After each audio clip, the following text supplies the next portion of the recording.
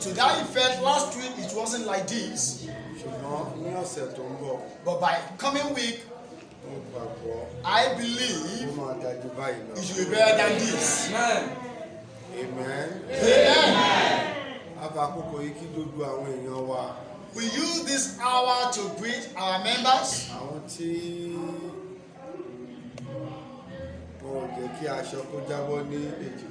We are talking about those that we call our supporters. We thank you diligently. We praise you well.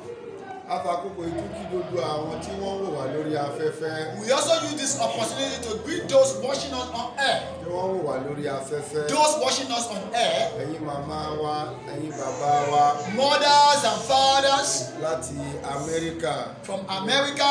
Ẹ̀yin màmá wa, ẹ̀yin bàbá wa. Our mothers and fathers. Láti Canada. From Canada. Ẹ̀yin màmá wa, ẹ̀yin bàbá wa. Our mothers and fathers. Láti gbogbo Europe pátápátá. All over Europe. Gbogbo ẹ̀yin màmá wa, ẹ̀yin bàbá wa. Our mothers and fathers. Lórílẹ̀-èdè Áfíríkà pátápátá. On Africa here. Ó fi àkókò yìí tó kí yín. We are using this hour to greet you. A dúpẹ́ lọ́wọ́ yín pé àdúrà yín ń gbà lórí wa. We thank you because your prayer answered over us. Àdúrà yín ló ń mú òfin wa. Your prayer is the one keeping us moving. Ojú òní ti gbogbo yín You pátá. are not going to be put in shame. Jésù Olúwa wa. In Jesus' name we pray. Níbikíbi tó bá wà mo kí gbogbo yín pátápátá. Wherever you are, I'm sending my warm regards to you. Wípé happy Sunday. That happy Sunday. Ẹ̀mí wa máa ṣe púpọ̀ òní láyọ̀. We shall witness more of God with joy. Ẹ̀mí wa máa ṣe púpọ̀ òní láyọ̀. We shall witness more of God with joy. Fẹ́ kó yí ẹ dáadáa o. I want you to have the understanding. Ọ̀pọ̀lọpọ̀ ló ṣe ọjọ́ Sunday tó kọjá.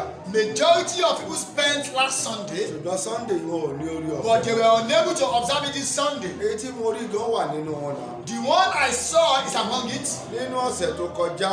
As at last week, Wọ́n ròyìn obìnrin kan fún mi. a woman was brought to my notice. Wọ́n ní kò sí bó ṣe fẹ́ ṣe é. There's no way you want to do it. Wọ́n ní tí wọ́n bá ti rí ọkọ ẹ̀ níwájú. By the time they see her husband ahead of Àwọn her, èèyàn ti mọ̀ dáadáa. they know her very Àwọn well. àmì lọ́wọ́ ọkọ wọn pé àkẹ́yìndé yín kọ́. They will be asking, where about your twins, Kehinde? Gbogbo ìgbà àwọn méjèèjì ni wọ́n máa ń rí. Every hour they see them all the time. Nígbà tó di ọ̀sẹ̀ tó kọjá, As last week, ikú já ìyàwó lọ.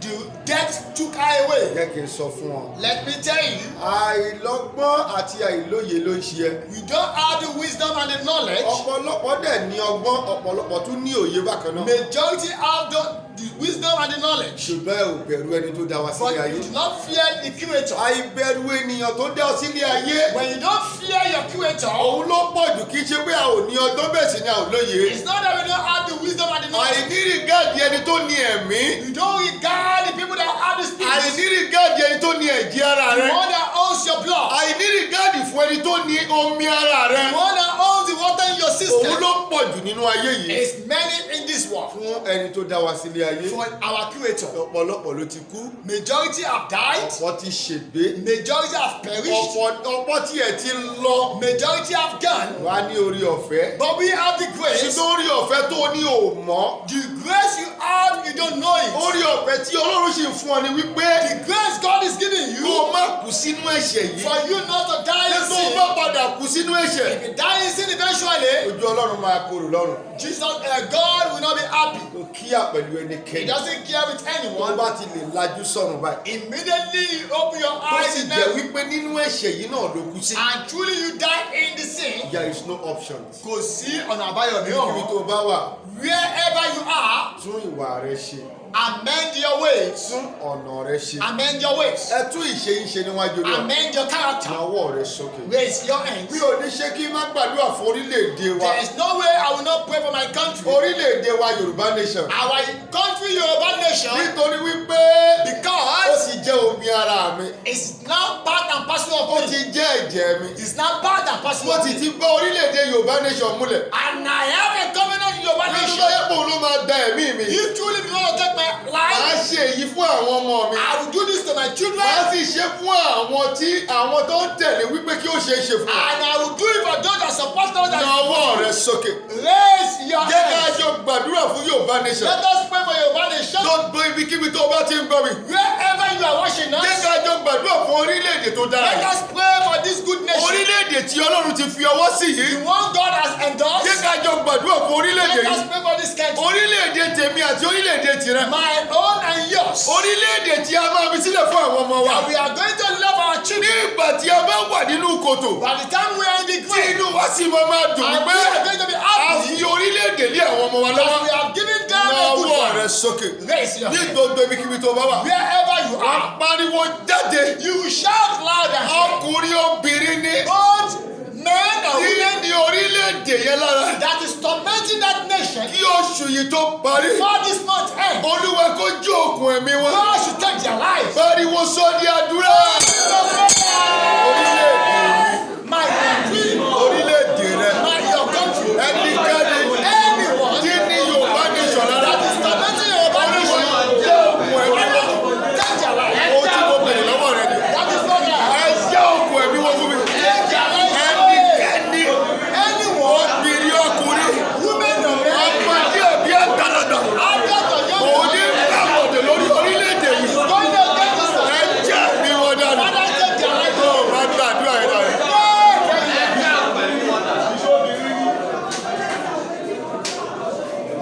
Gbàdúrà dáadáa. Go very well. Gbàdúrà dáadáa. Pray very well. Jẹ́ kí màmá yẹn gbàdúrà. Go and pray very well. Bàbá tí wò wá yẹn jẹ́ ó gbàdúrà yìí. Father, what you know, pray very well. Orílẹ̀-èdè mi orílẹ̀-èdè rẹ ni. My country, your country. Jésù Olúwa wa mi mẹ́sàn-án.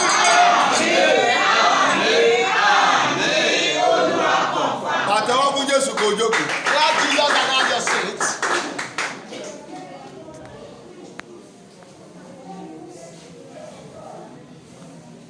Ẹ jọ̀ọ́ gbogbo ẹni tí ń ṣe ètò pátá Please, the planners, gẹ́gẹ́ bí situation of things. as the situation of this is Aago mẹ́wàá 10 sí o'clock, aago mọ́kànlá. 11 o'clock. Ọlá fún ẹ̀yin tí ń ṣe ètò. Those organizing the program, we have given Aago the time. mọ́kànlá 11 ni mo o'clock, gbọ́dọ̀ jáde láti wá ṣiṣẹ́ I mi. have to come here for my administration. Tó bá ṣe bẹ́ẹ̀ ní ọ̀sẹ̀ tó ń bọ̀, If it happens next ẹ week, máa bá mi níta ní aago mọ́kànlá. you will meet me outside by 11 o'clock. Gẹ́gẹ́ bí ohun tí Olúwa sọ. As the rules and regulations. Aago mẹ́wàá sí mọ́kànlá.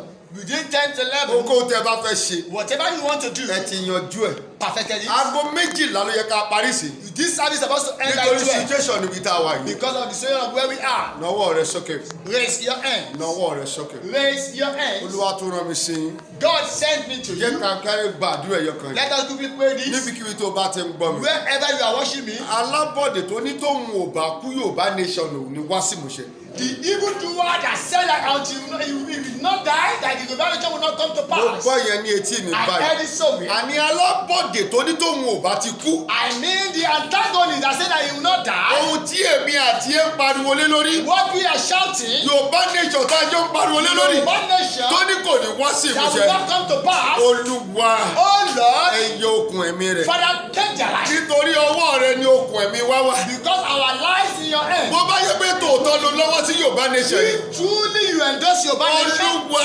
oh Lord, ká tó parí oṣù yìí. before this month Ẹ ends, yọ okùn ẹ̀mí rẹ̀. take their life. Pariwo sọ́ọ̀dì àdó. Something to pray. Ọwọ́ ẹ̀ ló kù sí. Left to you. Ọwọ́ ẹ̀ ló kù sí. It is left. Oṣù dáadáa ló kù yìí. The month we are going to Ká take tó parí rẹ̀. before the ending. Ẹ yọ okùn ẹ̀mí rẹ̀. Tó bá yẹ pé tòótọ́ ló ní ọwọ́ sí ọ̀rọ̀ Yorùbá nation. Olúwa yọ okùn ẹ̀mí wọn. Máa gbàdúrà. Máa gbàdúrà. Máa gbàdúrà. Máa gbàdúrà. Máa gbàdúrà. Máa gbàdúrà. Ẹ lọ yọ òkú ẹ̀mí wọn lọ́rùn. Ẹ fọ́ òkú ẹ̀mí wọn já. Ẹ ṣe ìfún wa lọ́rùn.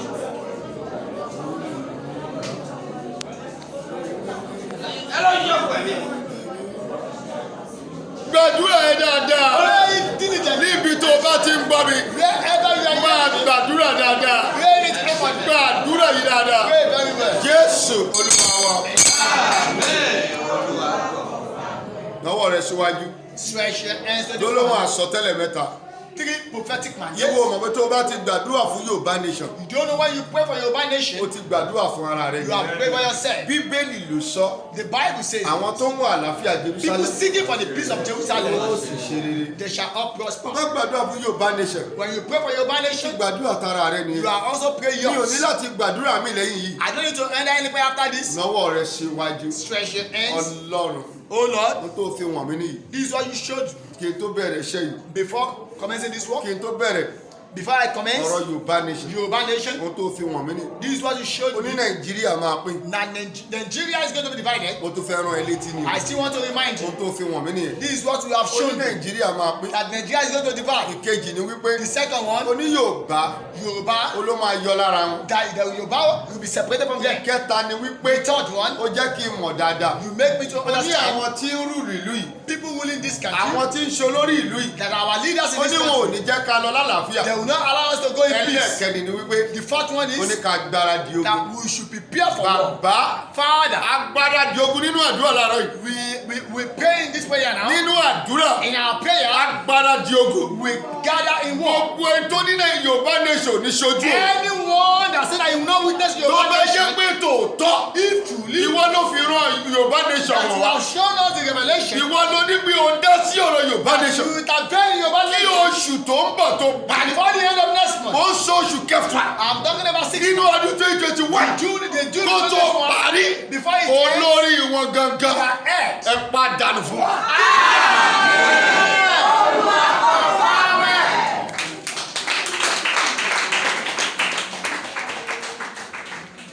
Ohun tó ń ṣẹlẹ̀ yìí What is happening? kò yí ayé mi.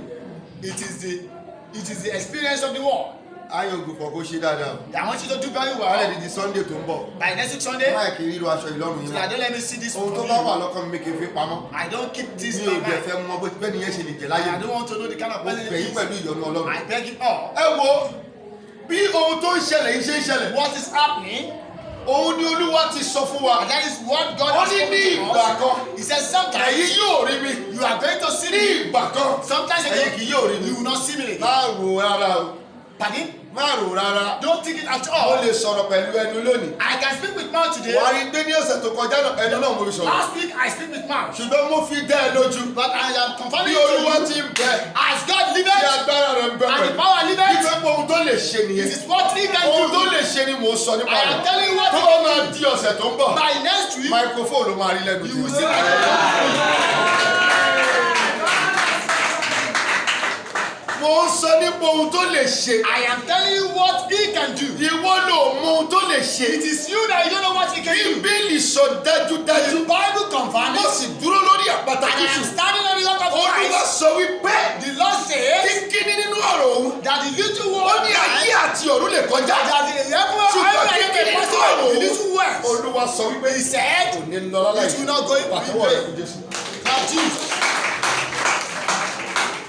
Kíkíní nínú ohun tí mo sọ yẹn. the little one I just Ṣé said, bá wọ ọ̀sẹ̀ mẹ́ta sẹ́yìn? that when you look at 3 weeks Wàá rí ago, pé ẹnu ni mo fi ń I sọ̀rọ̀. am using mouth to talk. Tó bá wọ ọ̀sẹ̀ méjì sẹ́yìn. 2 weeks ago, Wàá rí pé ẹnu ni mo fi ń sọ̀rọ̀. I am using my mouth Tó to bá talk. wọ ọ̀sẹ̀ mẹ́ta sẹ́yìn. 3 weeks ago, Wàá rí pé ẹnu ni mo fi ń I sọ̀rọ̀. am talking with my Jẹ́ mouth. kí n sọ tòótọ́ fún ọ. Let me tell you the truth. Èmi ni mò ń sọ̀rọ̀ yìí fún I ọ. am the one telling you Tó bá this. máa di ọ̀sẹ̀ tó ń bọ̀. By next week, Wàá fúnra rẹ̀ wípé you will not see it. máìkì ni mo máa fi I sọ̀rọ̀. will use mine. Bí ọ̀rọ̀ ilé ayé ṣe rí. And that is how life is. Ilẹ̀ ní sùúrù. You are impatient. Tó o bá ti ní sùúrù. When you have Ibi patience, tó jẹ kó o dé.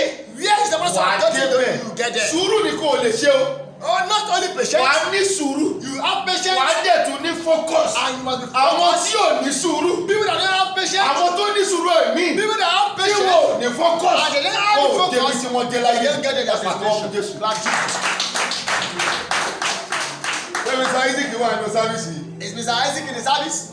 Tí wọn ò bá ti sínú sáfíìsì If yìí. he's not in the service, Ẹni kan kò ní mission house within 24 hours. tell him to leave the Ohun tí mission mo in sọ 24 kò sọ ohun hours. tó lè change ẹ̀. Nothing can Mo change fi it. ayé àti Ọlọ́run I fúnra use rẹ̀. heaven and Èmi earth. ni mo sọ I bẹ́ẹ̀. am the one that Ní said it. orúkọ Ọlọ́run. I use the Ohun tí name of bá God. ti sọ. Whatever I Mi ò said, kì í ṣe ìjì ẹ̀. I'll never Tí change mo it. bá ti sí nínú If he's not in sáfíìsì. this service, Mo fún 24 hours. 24 Mo fi hours kò ní mission house. to leave the Kò jẹ́ mission sí tó fẹ́ house. Nothing can ṣẹlẹ̀. change. Àlàáfíà ni fún yín. peace be unto you. Ohun tí mo sọ ni wípé What I am saying, ẹnikẹ́ni anyone tó bá lóun fẹ́ sí Ọlọ́run. that want to serve Tó God, bá lóun fẹ́ sí that Ọlọ́run. want to serve Tí ò God, bá ti gbà pátápátá. if you don't take it Ó sì máa all, máa wà nínú ìyà. you will be in suffering. Ìyà ti ń jẹ. In his suffering. Pàtẹ́wọ́ fún Jésù. Clap Jesus. Èèyàn kò lè sọ̀rọ̀ ẹ̀dọ̀ ọ̀gá mi náà.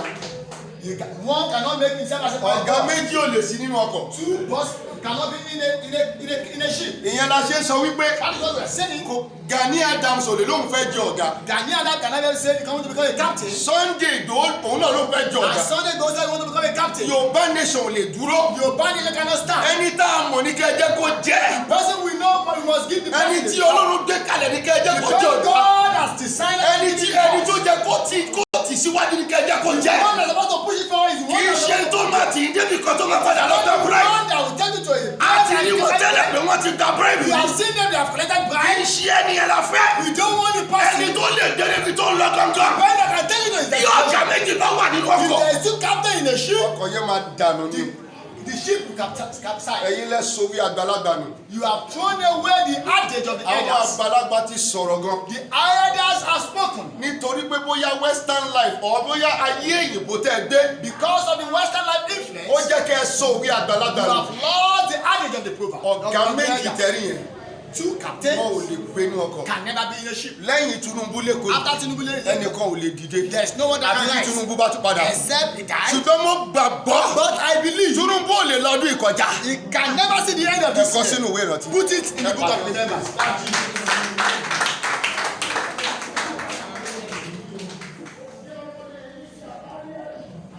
Olúwa rán mi ṣe yín.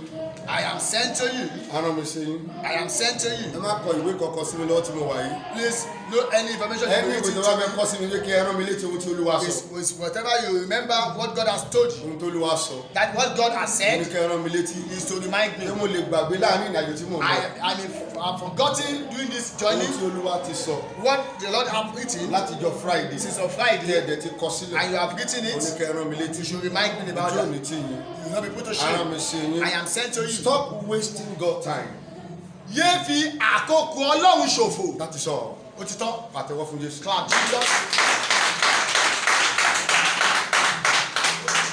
many people Ọ̀pọ̀lọpọ̀ ènìyàn. many people Ọ̀pọ̀lọpọ̀ ènìyàn. that God himself created, Tí Ọlọ́run dá fún ara rẹ̀. they stand Wọ́n dúró. in a position Wọ́n wà ní ìpele to kan waste God time. láti fi àkókò Ọlọ́run Pàtẹ́wọ́ fún ṣòfò. Jésù. Clap Jesus. má tán rẹ o. Don't deceive yourself. ẹlòmí ọmọ parọ́ fún ẹ. Some people may be lying to a ní you o lè waste time Ọlọ́run. that you cannot waste God's time time. rẹ ló máa waste. That you waste your time. irọ́ ló pa o. You are a o liar. lè waste time Ọlọ́run. You can waste God's time. o lè waste time Ọlọ́run. You can waste God's time. ọ̀gbẹ́ni tá a sọ di Israeli lẹ́nu. The person we call the Israelites. Jábẹ́sì tá a padà sọ di Israeli. The Jabez that we turn to ó Israel. mọ̀ pé waste time Do Ọlọ́run. you know he wasted God's time? nígbà tí Olúwa When the Lord tó rán àwọn áńgẹ́lì that rẹ̀ sent his ó angel, rán wọn ní he iṣẹ́. sent them an errand ní kùtùkùtù òwúrọ̀ in early Olúwa January. pàṣẹ fún áńgẹ́lì He rẹ̀. make a ó rán commandment. áńgẹ́lì rẹ̀ He níṣẹ́. sent the angel. nígbà tí ọkùnrin tá a sọ yìí When the man who tó said, kún fún ìkorò when he was before yóò fún bó ṣe la ojú rẹ̀. I don't know how he yóò opened fún his tó eyes. là lójú. I don't know what opened his yóò fún eyes. tó là lójú. I don't know what torí àwọn áńgẹ́lì When he saw the tí wọ́n angel, lọ when they are nínú gone, iṣẹ́ tí Olúwa rán the wọn. one God has sent them, he said, this is the angel of the Lord. Olúwa ló rán wọn yìí iṣẹ́. Is God has sent them. ó kàn mú wọn lẹ́sẹ̀. He owed them from their tithes. dí wọn lẹ́sẹ̀. He owed them through their head. He going to shout, I will never let you go. mi ò ní jẹ́ kó o lọ àgbà tó bá bùkún mi.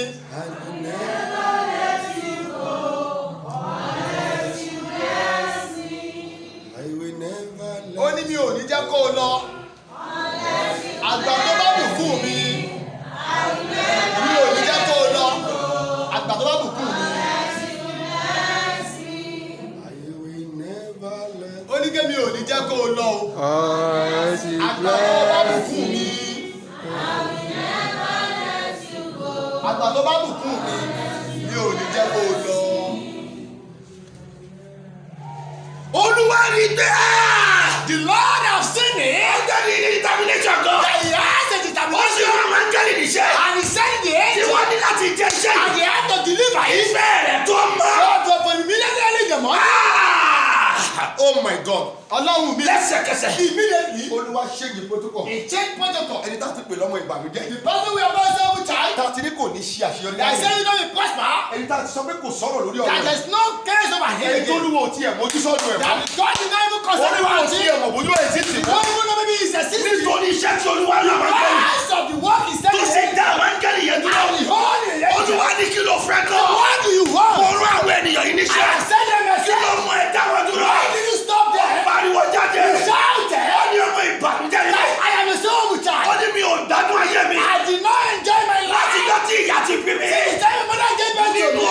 gbọ̀ngàn. For right from the womb, Nígbà tí mo máa jáde. by the time I want to come Ìyá out, ti pè mí lọ́mọ he ìbànújẹ́. has called me a Oníṣòwò tó soldier. ṣẹlẹ̀ nìyẹn. Is that what happened? Ó ní báyìí ló wọlé wa wí. God said the Lord. Tẹ́mi ò fẹ́ yẹ káwọn áńgẹ́lì yìí dúró pẹ́. I don't want the angel to tarry so Wọ́n ní much. láti jí iṣẹ́ tí mo They wá. have to deliver. Láti òní yìí lọ. As from today, Èmi ni mo sọ lórúkọ I náà. select name in the name of A yí the Lord. orúkọ rẹ padà. We transform your name. A sì sọ di Ísírẹ́lì. You are now a Christian.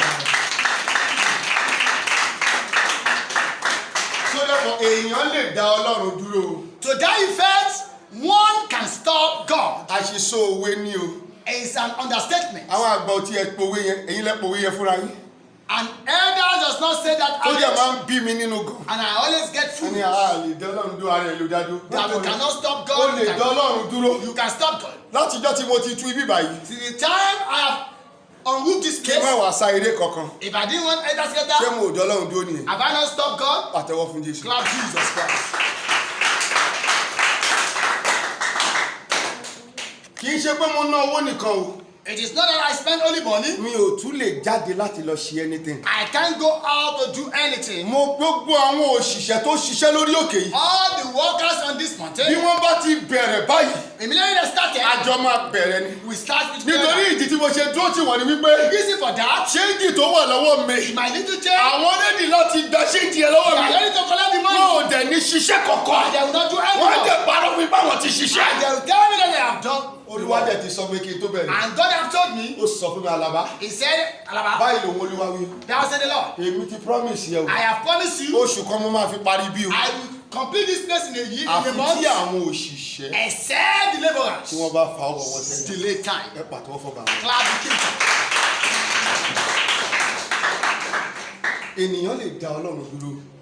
Human being can stop God. Wọ́n gbàgbé. Forget about Bí it. ìbá ṣe nǹkan kan bí ìbá ṣe máa wà náà nù. If I have not done anything, this is how it's going to look like. Lóye máa dúró nìyẹn. That is the way it's going to be stereotyped. Òjò á sì máa rọ̀ sí bíbí. And rain will be falling. Ènìyàn lè dá Ọlọ́run dúró. Human being can stop God. Olúwa wá ní kí n sọ fún yín láàárọ̀. And God said, I should tell you Gbogbo ẹni tí ń gbọ́ mi that pátápátá. anyone hearing me, Jẹ́ kí n sọ fún yín. let me tell Kò you, sí ẹni tó dá Ọlọ́run dúró tó lè ṣe rere. there is no one that's delayed God that will Bá prosper. a bá rí nínú àwọn kwaya. If it's among the Kò choir, sí ẹni tó dá Ọlọ́run dúró. no one standing. Nínú yín tó lè ṣe rere. You that can be Tá prosper. a bá rí nínú ọmọ ọjọ́. Among the Kò members, sí ẹni tó dá Ọlọ́run there is dúró. anyone that Tó stands lè God ṣe àṣeyọrí. that will prosper. Tá a bá rí láàárín àwọn ènìyàn. Among the people, Ṣé fi torí ìdí tá a ṣe ń gbẹ tá a ṣe ń ṣe pé fún Tinubu nìyẹn? that is the reason we are causing to do. Tá a ṣe ń ṣe pé fáwọn politician. We are causing the Nítorí politicians. wọ́n dá àwọn ènìyàn Olúwa dúró. They stop the people of Kò sí God. ẹni tó dá Olúwa There is dúró. no one that stopped Tó God lè ṣe rere. that can be prosper. Lọ kọ sílẹ̀. Put it in remembrance. Àtọwọ́ fún Jésù.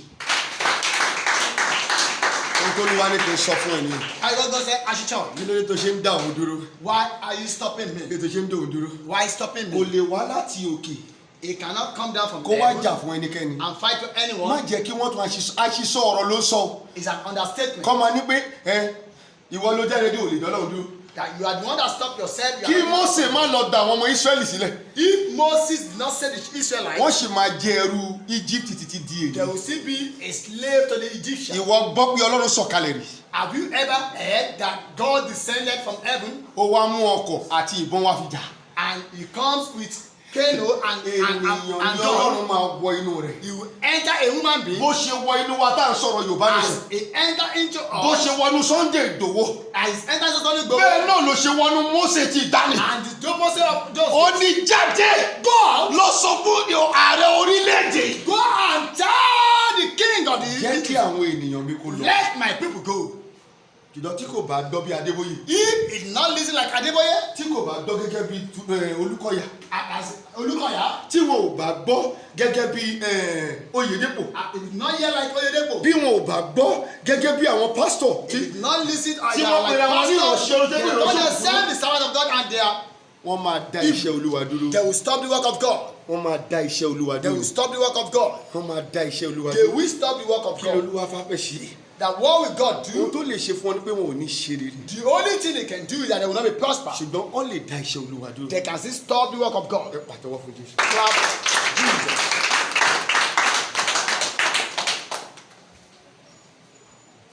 I am giving you instances.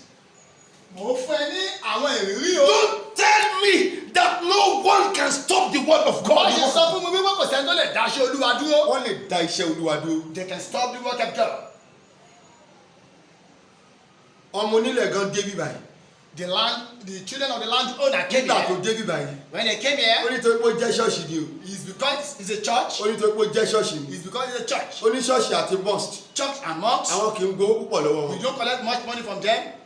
kí wá ní mi ò ní sanwó rárá. And I say I won't pay at all. bọ̀ mo ṣe san 150,000 I naira. still paid 150,000 tí n bá naira. sanwó fún wọn. If I didn't pay them, wọ́n máa da iṣẹ́ bíbá ìdúró. they will stop this work. wọ́n sì máa da iṣẹ́ olúwa dúró. And they will stop the work of the Lord. wọ́n lè da iṣẹ́ olúwa dúró. They can stop the the work of only God. thing tí olúwa lè ṣe fún ọ ni pé The only thing God can do wọn ò for ní them, ṣe rere. they will never be prosperous. ṣùgbọ́n wọ́n lè da iṣẹ́ olúwa They dúró. can stop it. kó má ba lè wá da dúró. For such not to ó us, fún awakọ̀ ní ọgbọ́n. He has given us. ó ti mọ̀ pé tó bá gba owó yẹn náà If they collected the money, wọn ò lè ṣàṣeyọrí they ọ̀rẹ́ will not be prosperous. ṣùgbọ́n a máa fún wọn lówó But we give them money kí wọ́n lè jẹ́ ká ṣiṣẹ́ olúwa. for us to work. jésù náà fún wọn lówó. Jesus Christ ó paid ní them kí money. lẹ fẹ́ gan. What do you want? ó ní ò ní ṣiṣẹ́ ìránṣẹ́ ń bí You will not do your ministration work here. ó ti sanwó orí. If you don't pay for ní your ìlú tax, tó ló wáyé in this ó state, ní ṣiṣẹ́ ìránṣẹ́ you will never perform your àfi tí o bá ministration sanwó orí. except you pay the ó tax. jẹ́ wò ó. And you think ó it wá rí pé ibi tí ó ti ní kó o má ṣiṣẹ́ ìránṣẹ́ that where there is asked not to do the ibi ministration, tó ní agbára ó dẹ̀bi láti ṣe é tó come bá. and you must ó perform ní the ministration. pétérù He said, Peter, pétérù Peter, pétérù Peter, o ṣáà mọ̀ wípé do you know that apẹja ní ọ́. you are a ó fisherman? mọ̀ pé tọ́lọ́run bá pè ó ní ìtòṣe pè é. If God has called you, tí they have mo a bá wá reason. ní òògbọ́ ò ní I'm ṣeré. saying you are not going to walk, you are not going to listen. èmi ni mo sọ bẹ́ẹ̀ I have said it ní orúkọ olúwa. in the name of the Lord. olúwa pé pétérù ní ìdá yẹn. He can't ó sì ní ìdí tó ṣe pé pétérù. He has a reason. àṣẹ nítorí ọjọ́ kan ọjọ́ kan. For a day like tí that, wọ́n bá béèrè owó orí lọ́wọ́ jésù. ask for tí tax. jésù ò sì ní ní owó. òun ló ṣe pé pétérù. He can't be ó ní pétérù. He said, Peter, apẹja ni you ọ́. are a fisherman. mo ránṣẹ́ báyìí I send you a wá message. lọ sí odò. Go to the river. mo mọ̀ pa apẹja ní ọ́. I know you are a ṣé fisherman. wọ́n lè rán ordinary person. Can ordinary person be sent? ṣé ordinary person lè wọ odò yìí lọ. Can ordinary person go to the river? ó mọ̀ pé kí ọlọ́run tó pè ẹ́ ó ti mọ̀ ní tó ṣe pè ẹ́. For God to call you, He has a purpose. ẹlòmíì àwa bá mi. Some people will come to tó bá ti dọ́dọ̀ mi. When He comes to màá me, sọ dúdú òfin mi fún un. I will tell the person in my I news know and God. obligation. He said He has listened. ọlọ́run á dẹ̀ ṣe ìyanu fún un. And He performed the miracle. lẹ́sẹ̀kẹ́ tó ní wọ́n bá ti ṣe ìyanu fún un. Immediately they have received the àwa miracle. sún sẹ́yìn. He will isolate ó himself. lè sún sẹ́yìn. You can't isolate tó o bá ti yourself. sún sẹ́yìn. Immediately isolate nígbà tí o yourself. lérò pé o fọ́ wọn àyàn lọ́rùn. When you think before one God, ọlọ́run wá dúró nígbà táyé ẹ máa fi bàjẹ́. God will wait on your time, kò sì your ní life ṣe is ruined, kankan nínú ayé rẹ mọ́. and He will not do anything in your life. Àtẹ́wọ́ fún mi. Clap Jesus. Olórí olórí kò fọ́ wọn àyàn lọ́rùn. You think you can fraud God? You cannot fraud God. ohun tó bá yé àwọn ọ̀pọ̀lọpọ̀ jẹ́ nínú ìjọ ìlàjò nẹ́sàn bó ti ní. And that is how majority life is. mo máa ń sọ fún tó bá ti jí ọ̀dọ̀ mi. And you tell them when you come to pé me, tí o bá ti lè ṣe àṣeyọrí. if you do not prosper láàrin oṣù mẹ́ta. within 3 months, padà lọ síbòmí o. go back to anywhere. ṣùgbọ́n tó o bá ti dé bíbá But when you get tó jẹ́ here, pé ọlọ́run tó wá sí that the God you came here òun ló to serve, mójútó that you face tó squarely, o wà mójútó nǹkan mi you didn't face any other thing, tó o ṣe dáadáa and you did it very o well, gbọ́dọ̀ má ṣe àṣeyọrí there is no way you will not láàrin oṣù prosper. mẹ́ta. You need 3 tó o months. bá ti ṣàṣeyọrí. With that, lọ ṣẹ́ẹ̀kì ara ẹ̀. go and checkmate èyí tó bá yourself. wá ṣe àṣeyọrí yẹn The one that prosper, tí wọ́n bá ti rí tó ti if they have méje seen it, wàá kọ́ ọ̀dọ́ bẹ̀ máa gbéraga they continue to be àwa proud. máa gbéraga They continue to be proud. àwa sá lọ They will run away, àwa lọ ṣe àṣetì pátápátá. and there will be a failure. Total failure. tó lọ As for those that went away, nǹkan tó ṣẹlẹ̀ sí wọn. look at what happened to them. o lè fọ́ wọn nàyàn ọlọ́run. You can never fraud God. pàtẹ́wọ́ fún Jésù. Clap Jesus.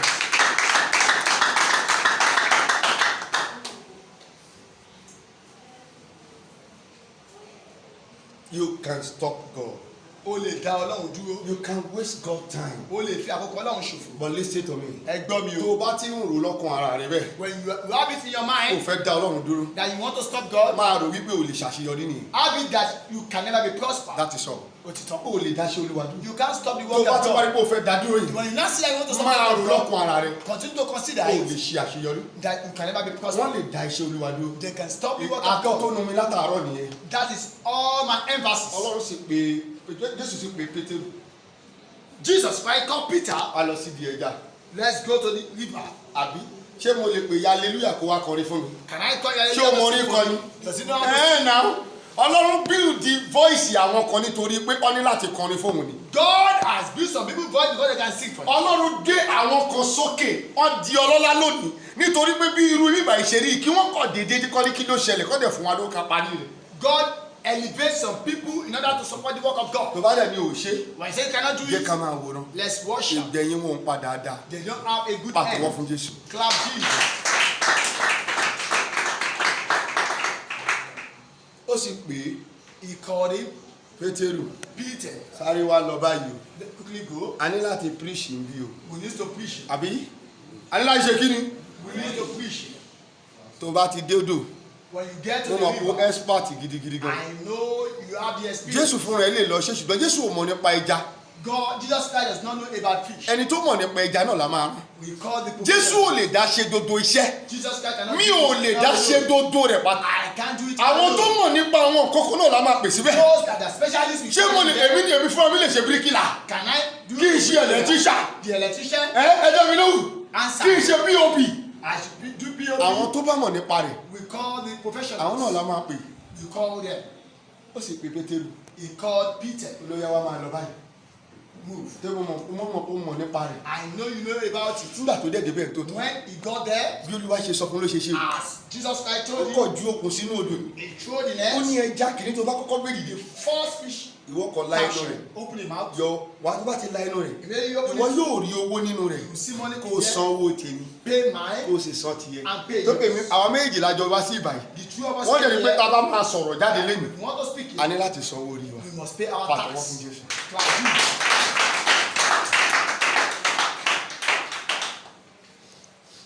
My case study today Àwọn ohun tá a máa lò bí àgbéyẹ̀wò ọ̀rọ̀ wa. Abraham Abraham. yẹ ká kàwé Let's read Genesis Genesis. 21 Genesis 21, Verse 1. verse 1. you can stop God This is 12.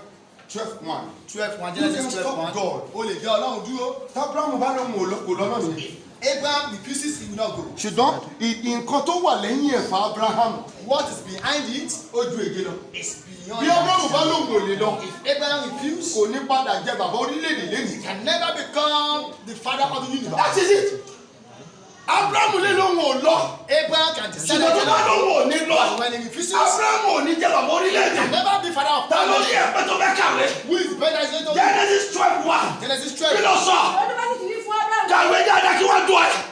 Olúwa sì wí fún Ábúráhámù pé Olúwa sì wí fún Abrahamu wípé. jáde kúrò ní ilẹ̀ rẹ àti kúrò lọ́dọ̀ àwọn ará rẹ. ní sùúrù Wait.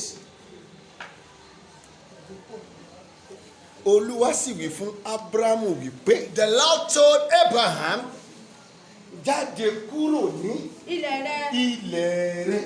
That leave your father's land. ilẹ̀ tó tọ́ sí ẹ ló sọ. That your own possession, jáde kúrò ní ilẹ̀ rẹ. leave your possession Kàwé. Àti kúrò lọ́dọ̀ àwọn ará rẹ. jáde kúrò ní ọ̀dọ̀ àwọn ará rẹ. from Àti your kúrò nílé brethren bàbá rẹ. jáde kójú mẹ́ta jáde kúrò nílé bàbá rẹ̀. and your Sí father's ilẹ̀ land. kan tí èmi ò fi wọ̀n ọ́. ilẹ̀ kan tí wọ́n ò fi wọ̀n I ẹ́. will show Èmi you a ò fẹ́ particular lórílẹ̀-èdè land ńlá. sori promises tó wà mẹ́. Can you see? èmi yóò sì sọ ọ́ dorílẹ̀-èdè ńlá. and I Èmi ò will sì bù fún ọ. Èmi ò sì bù sí fún ọ. èmi yóò sì bùkún fún ọ. Èmi ò sì sọ orúkọ rẹ di ńlá. èmi yóò sì sọ orúkọ rẹ dé nísìnyí. nǹkan tó bá Sunday Igboho sọ nìyẹn. This is what he told Sunday. Sunday Igboho náà lè lóun ò ṣe. Sunday Igboho may refuse. iṣẹ́ Olúwa máa dúró náà. The work of God ṣùgbọ́n is tó done. bá lóun ò ní ṣe kò lè But ṣàṣeyọrí. when he refused not to do it, kò sẹ́ni tó rán ní iṣẹ́ there's no one that is tí sent. Ọlọ́run ò fi klọ́ọ̀sì sí. That there's no clause. pé tó o bá lè ṣe If he can do it, ọ̀rọ̀ Jésù níṣẹ́ náà. he sent Jesus. ó ní tó o bá lè kú fún àwọn ènìyàn He yìí. can die for these people. ó lóun máa fi ẹjọ́. I will make you. they will know you all over the world. You will be famous. ta ló mọ Jésù.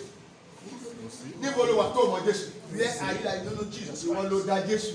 You betrayed Jesus Christ. ìwọ ló dá Ọlọ́run. You betrayed bó God. ṣe rí ayé ẹ bó ṣe rí And bẹ́ẹ̀ that ni. is how your life kò is. sóhun tí Ọlọ́run sọ. There's nothing. ó ní God- ayé àtọ̀run lè kọjá lọ. Said heaven and earth ohun tó ń can pè pass away. bẹ́ẹ̀ ni pé January lè lọ. January can go. February lè lọ. February lè lọ. March wọ́n lọ ipò lọ.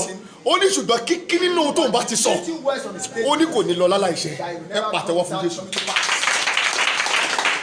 ìwọ ló dá Olúwa. You betrayed the Lord. Olúwa ò dé ẹnikẹ́ni. He did not betray anyone. Olúwa sì dúró gẹ́gẹ́ bí Ọlọ́run. He stands as God. Ọlọ́run ò ń dá ènìyàn. He does not betray anyone. ènìyàn ló ń dá Ọlọ́run. It's human being that kò betrayed sẹ́ni tó God. ń dá Olúwa. There's no tí ò one ní that jẹ ìyà rẹ̀. there's no one that betrayed God that will not face the consequence. Foolish people. Àwọn òmùgọ̀ ènìyàn. Clap Jesus.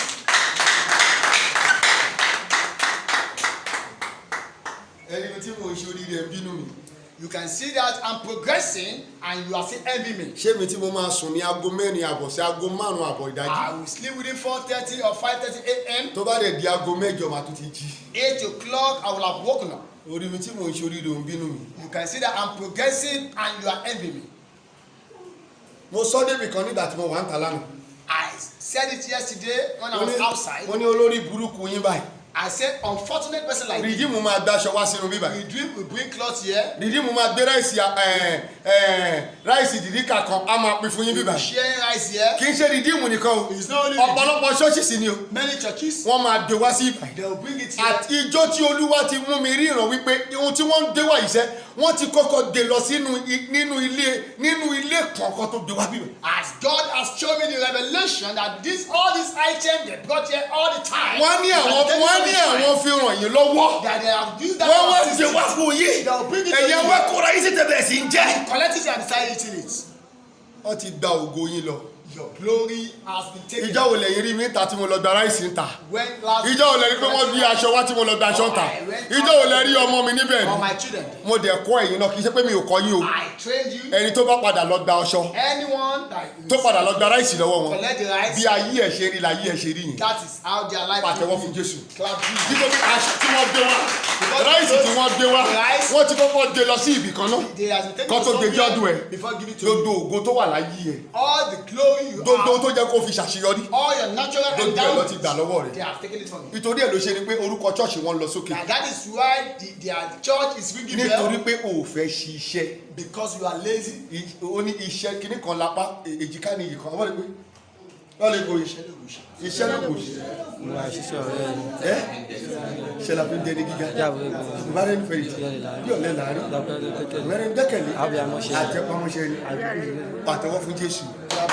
nítorí pé o ò fẹ́ ṣiṣẹ́ Because you are lazy. o fẹ́ kí wọ́n máa gbé ráìsì wá fún ẹ You want them kí wọ́n máa gbé aṣọ wá fún ẹ aṣọ tí wọ́n ti gbé lọ sínú ìdàlẹ̀. You want to have taken to the shrine. ṣòro pé orí ẹni tó ń gbé wá fún orí òpè Using that the person is wọ́n bọ̀ lazy. fún ẹ kí wọ́n jẹ́ ni They have just given it to wọ́n á dẹ̀ you. gba ògo tó wà lọ́wọ́ And they ni will take your ṣé wíwọ́n ló lò lógo You said you don't àwọn have tó to máa lo ògo ẹ wà ńlẹ̀. People that want to utilize your glory, they are pàtẹ́wọ́ fún there. Jésù Clap Jesus. kí o fi tipátipá jẹ ẹnikẹ́ni sí ìgbà I didn't know anybody. òtítọ́ ọ̀rọ̀ lèmi máa sọ I will tell you the bó truth. bá ń wẹ̀ kó o má wà ń jẹ Sunday tó ń bọ̀ If you like, don't come next kò week sí Sunday. nǹkan tó kọ̀ mí There's nothing concerning me. ọ̀pọ̀lọpọ̀ èèyàn ni wọ́n máa discharge I'm going to distract some people. nítorí wípé Because iṣẹ́ tí Ọlọ́run rẹ̀ mí ni pé the word tí n God bá has sì said- lè rí nǹkan tí kò dáa If I have seen kí n sọ lẹ́sẹ̀kẹsẹ̀. negative Pàtẹ́wọ́ things, fún I should Jésù. say it out.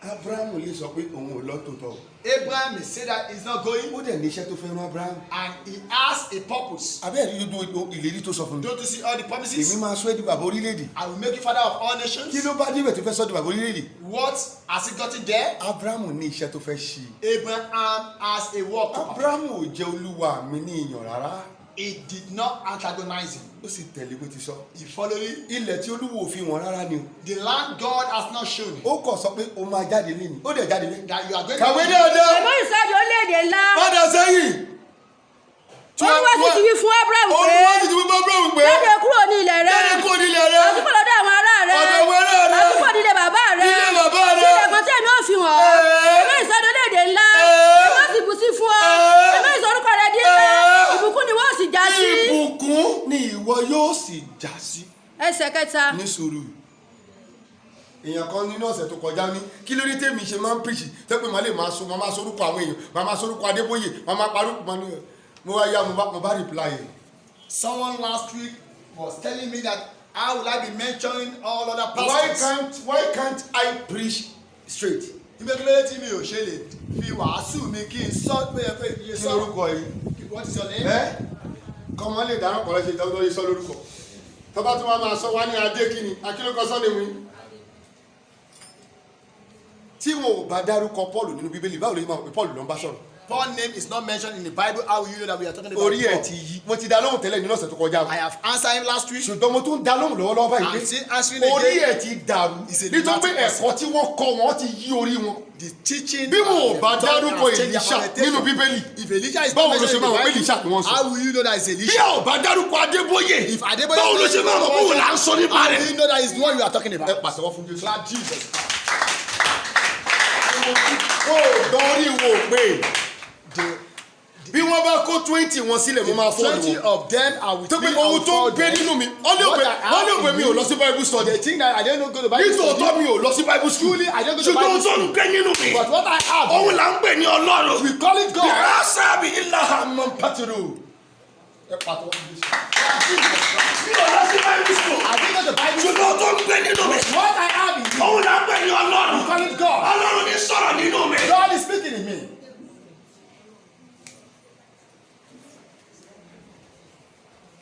àwọn èsì táwọn ẹ̀kọ́ ọ̀yà. Don't waste your time. àyè fi wà fún ẹ kó lọ sí ṣọ́ọ̀ṣì mi o. You have a vacant time to go to another church. I am telling you now. Mo sọ fún ẹ I báyìí. have given you an open free hand. Mo ti ṣí yín lẹ̀ pátápátá. pé ìjọ tí ò bá ti ní choir That a church that has no kì í choir, ṣe ìjọ nìyẹn. it is not a And church. the choir dey work with the pastors. Àwọn akọrin máa ń bá àlùfáà ṣiṣẹ́ tọ́ba wá láwọn òṣìṣẹ́ pẹ̀lú mi. I mean, they refuse to work with I you. need to relieve them. Mi gbọ́dọ̀ tún wọn They sílẹ̀. will go on their own way. Come on, let's Mo go. àdí ẹnikẹ́ni mọ́lẹ̀. We are not tying anyone down. No matter bó ṣe jẹ́. No matter how you are. No matter bó ṣe relate pẹ̀lú mi No tó. matter your mi relationship. ò di ẹ mọ́lẹ̀. I didn't tie you ayé sì down. wà fún ẹ. You see how the open pé kó lọ sí ṣọ́ọ̀ṣì mi. You should go to another I will church. say the truth Màá sọ of òótọ́ what God asked me to say. fún ohun tọ́lọ̀ ní pé kí n ẹ sọ. pàtẹ́wọ́ fún Jésù. Clap Jesus. Because you are wasting God time. Nítorí wípé ẹ̀ ń fi àkókò Ọlọ́run The ṣòfò. choir is wasting God time. Àwọn akọrin fi àkókò Ọlọ́run ṣòfò. The church they are wasting God time. Àwọn ìjọ ń fi àkókò Ọlọ́run ṣòfò. ṣe pé tọ́lọ́run ò bá dẹ̀ eliminate yín kò lè bẹ́ lómi ìwọlé. If God did not eliminate you, he can't raise another kò jẹ́ person. sí ìgbà tọ́lọ́run ò ní eliminate gbogbo yín náà. There's no time that God is not going láti to lè eliminate jẹ́ kí ẹni tó fẹ́ ṣe iṣẹ́ yìí gangan. for the person, the right person, tí ọkàn Ọlọ́run máa fi bá mi and that God mind will be set to láti lè jẹ́ kí ó wọlé wá. to enter. pàtẹ́wọ́ rẹ̀ fún Jésù. Clap Jesus. Genesis 6 ẹni sùúrù síbẹ̀ Genesis 6 Genesis 6. 13 to 14. Ọlọ́run sì wí fún Nóà pé tẹ̀lé mi ní sùúrù. tí Nóà bá lóhùn ò ṣe kò ṣe náà nìyẹn. If Noah refuses that he's not going to do it, he's not ọkàn going ara to ẹ̀ do nìyẹn. it. ìwọ lóhùn ti pè é. God has called you. ìwọ ló lóòfẹ́. You said you don't want to do ìwọ ló it. lóògbọ́. That you don't want ṣé to o do lè it. bẹ́lẹ̀ dá ìṣe tiranga. Can you go against your tó creator? o bá ń ṣe pé ọmọ àlè ní. If not because you are a ìwọ lè pastor, bọ́ kó ẹ sọ̀rọ̀. can you tí still ọpẹ ò ní ṣá ẹni fọtí. and he will not slap you? kẹ́ mélòó tí Ọlọ́run ẹni tó dá ọkọ ẹni tó dá ẹ. tó bí ọmọ àlè ní ẹ ọmọ àlè ní You iṣẹ́. are a bastard. mélòó ni Ọlọ́run. God. ìwọ lè bàbá bẹ́ẹ̀ sọ̀rọ̀. Can you speak to tí your bàbá father? ẹni kò lọ ṣe kàn. tó náà ní I iṣẹ́. said you not do it. báwo ló ṣe máa nù ẹ sí. How will it mélòó ni Ọlọ́run. compare to God? Olúwa sì sọ fún Nóà wípé. God told Ọlọ́run sì wí Noah. fún Nóà pé kí ló wí o. òpin gbogbo ènìyàn jẹ́ iwájú mi. ohun tó ń sọ fún mi nìyẹn. ó ní òpin àwọn kọ́ọ̀yà ti dé ní iwájú That mi. the end of the choir has come to ó my ní mo máa replace wọn kò I'm fẹ́ going to replace them. ó ní òpin wọn ti dé sẹ́. Their end has kí ló come. ṣẹlẹ̀. What Nítorí happened? tí ayé kún fún ìwà agbára. nítorí pé wọ́n kò fi ìwà agbára wọn kọ́ Ọlọ́run sí ma bẹ́ẹ̀ yẹn bá ti lé ọ̀pọ̀ òun lágbára. ó mọ sáré pé òun lágbára ju Ọlọ́run lọ ni. When you think you have power, you think you have power than God. ó ká Ọlọ́run sí ma. There's no ó ní wọ́n kò fi ìwà agbára. They are full of power. kàwé Láti ọwọ́ wọn. láti ọwọ́ wọn. Sì kíyèsí. Sì kíyèsí. Èmi yóò sì pa wọ́n run pẹ̀lú ayé. parọ́ pẹ̀lú ayé. Olúwa sọ fún mi ní òru àná ni mo sọ yìí. This is what God told me yesterday ẹ̀yin night. lẹ ò lérò pé ìránṣẹ́ Ọlọ́run ni mí o. You didn't see me as a man of God. nítorí ẹ̀ lẹ ṣe pé akúṣẹ̀ pọ̀ nínú yín o. That we see poverty people. àwọn tó ń pè mí lókè òkun ayé wọn ń da o. People calling me abroad. àwọn tí wọn ò súnmọ́ mi ayé wọn ń da. People that are far away from me. They are. àwọn tí wọ́n bí wọn ò tiẹ̀ wọnú ṣọ́ọ̀ṣì yìí ayé wọn ń da o. ẹ̀yin lẹ lérò pé mi kì í ṣe ìránṣẹ́ Ọlọ́run. I am not a man of God. kàwé 14. kí ló wí. Ìwọ fi igi gófẹ́rì kan ọkọ̀ kan. Olúwa wa sọ wípé wọ́. sí tó ti rí báyìí mo máa rẹ mo fẹ́ rẹ níṣẹ́ o. I want to send you an errand. honest àbí ó pè lóru àná ni. Did you call it? Did you call it in the midnight? inú wa unexpected. Ó pè nígbà tí ò tiẹ̀ lérò. ó wá bẹ̀rẹ̀ sí sọ tó máa ṣe fún And he told him, ọmọ tó ń dánwò sí baba lẹ́nu nínú wa. Noah is an obedient child. Nóà jẹ́ ọmọ tó yẹ kó mu tí baba ń fẹ́. He knows the heart of his father. tí baba bá ṣe báwo tí mo tí baba fẹ́. When the father gives ó signal, mọ he bí knows ẹni the tí signal. baba bá fẹ́ ni baba máa bá wí ní gbogbo ìgbà. The person that the father ẹni tí knows, baba bá fẹ́ ni baba máa bá sọ̀rọ̀ ní gbogbo ìgbà. he is speaking to him. baba máa ń bá Nóà sọ̀rọ̀. He continued to speak kí to ló wí Noah. o. Ìwọ fi igi gófẹ́rì kan ọkọ̀ kan. Ẹ́. Ìkélé ni ìwọ ò ṣe Ẹ́. nínú ọkọ̀ ọkọ̀ náà. ẹni tí kò ṣiṣẹ́ owó sí lọ́wọ́ bàbá Ọlọ́run ò ní kò pé kó fún lówó God did not give you money. kò ṣiṣẹ́ owó sí mi náà lọ́wọ́ He did not give you money. olúwo kówó bíbá ìfún He did not give you the money ó of ní kó business. kọ pàṣẹ fún mi ni He made a ó command. tó bá ti di on the 3rd of May On the 3rd of May, ó ní kí n já gbogbo òrùlé yìí unroof this place. já gbogbo òrùlé yìí Unroof this nígbà place. tó di on the 3rd On the 3rd, èṣù bẹ̀rẹ̀ sí ń dógùn àwọn kápẹ́ntà tí mo pè the capital I wọ́n called, láwọn ò ní ṣiṣẹ́ lọ́jọ́ they said yìí they will not work wọ́n that tẹ̀ day. ti ṣiṣẹ́ Did you work? mo máa lọ wẹ́lò mi I will find another olúwa ti person. fún mi ní finance God has given the ó final ní say. kí n já ibi báyìí lọ́dún tó Unroof the place on the 3rd. ohun tá yí ẹ fi rí bó ṣe rí ni pé ohun tí a yí ẹ fi bó ṣe rí How your life is now, ó bẹ̀rù Ọlọ́run you did not fear God again. àwọn kápẹ́ntà ní pé bàbá mẹ́rin ní wo kò sí bó bí mo ṣe lè ṣe ó ní òun ti táyà òun ò lè wà That mọ́ they cannot come again. ohun tó bá ti táyà máa wẹ́lò mi If you are tired, I will. wọ́n gbọ́dọ̀ ṣí òrùlé yìí lónìí This roof must be unroofed. mo wá pe Túndé Túndé I call today. níbo ló wà Where are you? bóyá máa bọ̀ Come now. ẹ máa ṣí òrùlé yìí We are going to unroof this olúwa place. sì ṣí òrùlé yìí And God unroof it. ohun tó ṣe báyìí. See what you have done. ó bẹ̀rù Ọlọ́run You did not fear God. òun ni ayé ẹ ṣe rí yẹpẹrẹ And that is how your life remain mystery. pé mo ti ka bíbélì dáadáa I read Bible very well. àwọn bá tiẹ̀ ní mo kàn bí má jẹ́ purọ́ fún mi Even though I read ṣùgbọ́n read púpọ̀ ẹni tó ń gbé nínú mi tóbi ẹni tó wà nínú ayé lọ the majority of it is that the person in me is greater than the people in ìyẹn the ló ń bá world. mi sọ̀rọ̀ lójoojúmọ́ He speaks to me a all the máa sọ time. bí mo ṣe fẹ́ máa ṣe ìrìn àjò mi He speaks to me how I'm going to take my journey, dọ̀rọ̀ sí lẹ́nu and I obey. olúwa tó sọ wípé God has ó ní said, mo máa pa ibi bíbá iṣẹ́ He said, I will perfect this tí n place bá tún parí ẹ̀ tán after completion ó of ní it. ní ìta tí òun tún rí That yìí that house I am seeing, ó ní gbogbo mọ́tò tí mo tà kí n tó bẹ̀rẹ̀ sí ṣiṣẹ́ that yìí those cars are ó sold, lóun máa ra gbogbo ẹ̀ padà that fún he mi. will buy that. káwé ìwé òfin ọ̀dà kò kún ṣiṣẹ́ sí lọ́wọ́ nínú àti lóde. káwé 15. kí ló wí. báyìí ni ìwọ ó sì ṣe kò é. ṣiṣẹ́ sí lọ́wọ́ iná ọkọ̀ náà yóò jẹ́ ọ̀ọ́dúnrún ìgbọ̀nwọ́. àwọn aràn ẹṣẹ wa tó máa bèrè owó lọ́wọ́ mi ẹnu bá yí ẹ jẹ ni. He will send you an errand, you will be asking money from me. olúwa tó ràn mí pé kí n pè é olúwa tí mo kóun fẹ́ ran ẹṣẹ́ ni. Before God called me, Ṣé mo God béèrè knows owó that lọ́wọ́ ẹ̀ ni? I want to send you message. mo ní kó dáwó láti kọ́ ṣọ́ọ̀ṣì fún mi ni. Did I ask you to pay money to build the church? ṣọ́ọ̀ṣì torí iṣẹ́ This church you lọ see- bèrè lọ́wọ́ àwọn tó mọ iṣu ẹ̀. Ask from those mo people that kó know the àwọn issue. èèyàn láti ibi tí mo dà dé ibà yìí. I took people from the place mo we dẹ̀ went kọ́ to. ibi ìbàyẹn pátápátá.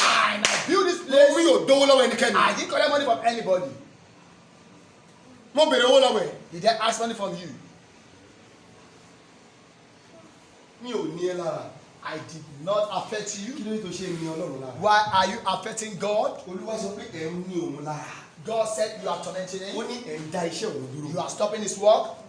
káwé verse 15. kí ló ṣẹlẹ̀ báyìí ni ìwọ ó ṣe iná ọkọ̀ náà Ẹni tí- yóò jẹ́ ọ̀ọ́dúnrún ìgbọ̀nwọ́. ẹni tí kò yẹ kó kówó fún káwé.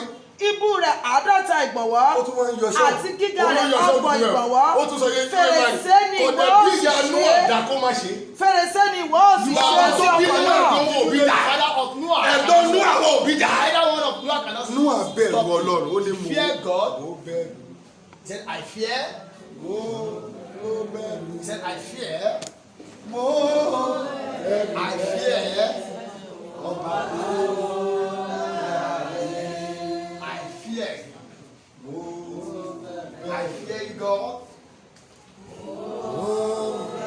I fear God.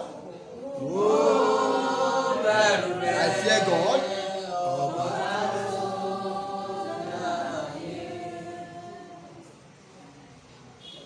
ẹni tó kú ní ọ̀sẹ̀ tó kọjá yẹn. The person that died last week, àwọn èèyàn lérò pé ó lè kú rárá. people do not even think that Tẹ́ ẹ bá ti rí ọkọ. When you see the husband, ẹ máa rí ìyàwó. you will see the wife. àwọn èèyàn ń rí wọn pé wọ́n máa ń lọ síbi iṣẹ́ wọn o. They go to their work. sọ̀tọ́ bá ní tó bá ti rí àkókò tí wọ́n máa ń rìn wọ́n mọ̀ pé ọkọ àtìyàwó lẹ gbọ́dọ̀ rí. By the time you see them, ọlọ́run you know that the ọlọ́run couple sì yọ ìyàwó lọ ní ọ̀sẹ̀ tó kọjá. and God took the wife away. ó sì fi ọkọ sílẹ̀. He left the husband báwo behind. lọkọ ṣe fẹ́ ṣe ìgbésí How ayé. is he going to have his lifestyle? báwo ló ṣe fẹ́ ṣe ìrìn àjò ẹ̀. How is he going to take his ẹ ò journey? bẹ̀rù ọlọ́run. You do not fear ẹni God. tó ní ẹ̀mí tó ní owó tó wà lọ́wọ́ ẹ̀. The person that ẹlòmíì owns kọ́ ní soul owó and láti money. fún mi sẹ́. Some people have the money to give a me. máa rò pé mo ní owó. They will think that I have the money. a máa rò pé mo ní owó láti kọ́ ibi I báyìí. have the money to build this kò dẹ̀ ní place. rẹ́dì láti fún mi ní You owó. are not ready to give me the èmi ò money. béèrè kankan lọ́wọ́ ẹ̀ o. I did not earn it ṣùgbọ́n from kò you. sẹ́ni tó ṣiṣẹ́ olúwa But there's no one that worked for tí God kò ní ṣe àṣeyọrí. that will never be ẹ prosperous. pàtẹ́wọ́ fún Jésù. Clap Jesus. kàwé. fèrèsé ni ìwọ ó sì ṣe sí ọkọ̀ náà ní ìgbọ̀nwọ́ kan ní kí ìwọ kí ó sì parí wọn lókè. Yes. Lẹ́gbẹ̀ẹ́ ni ìwọ ó sì dá ẹnu ọ̀nà ọkọ̀ náà ó tún sọ style fún. pẹ̀lú yàrá ìsàlẹ̀. ẹ̀túndọ́ yàrá tí wà wá olóòtú sọ style fún kò tí ẹ̀ bá ṣe kékeré upstairs ló ń sọ yẹn that is ó tún máa ṣe yàrá sí ìsàlẹ̀ káwé. Àtẹ̀lé àti ìkẹta lókè ni ìwọ ó ṣe. that is two story building ọkọ ní ìsàlẹ̀ ìkẹta lókè káwé. Àti èmi wò ó èmi mú kíkún omi bọ̀ wá sí ayé láti pa gbogbo ohun alààyè run Yes. tí ó lé ẹ̀mí Yes. ààyè Yes. nínú kúrò lábẹ́ ọ̀run. Kàwé. Ohun gbogbo tí ó wà lé ayé Yes. ni yóò sì kú. Ó máa kú. Ṣùgbọ́n ìwọ ni èmi ò bá dá májẹ̀mú mi. nítorí bó ṣe ti ọlọ́run.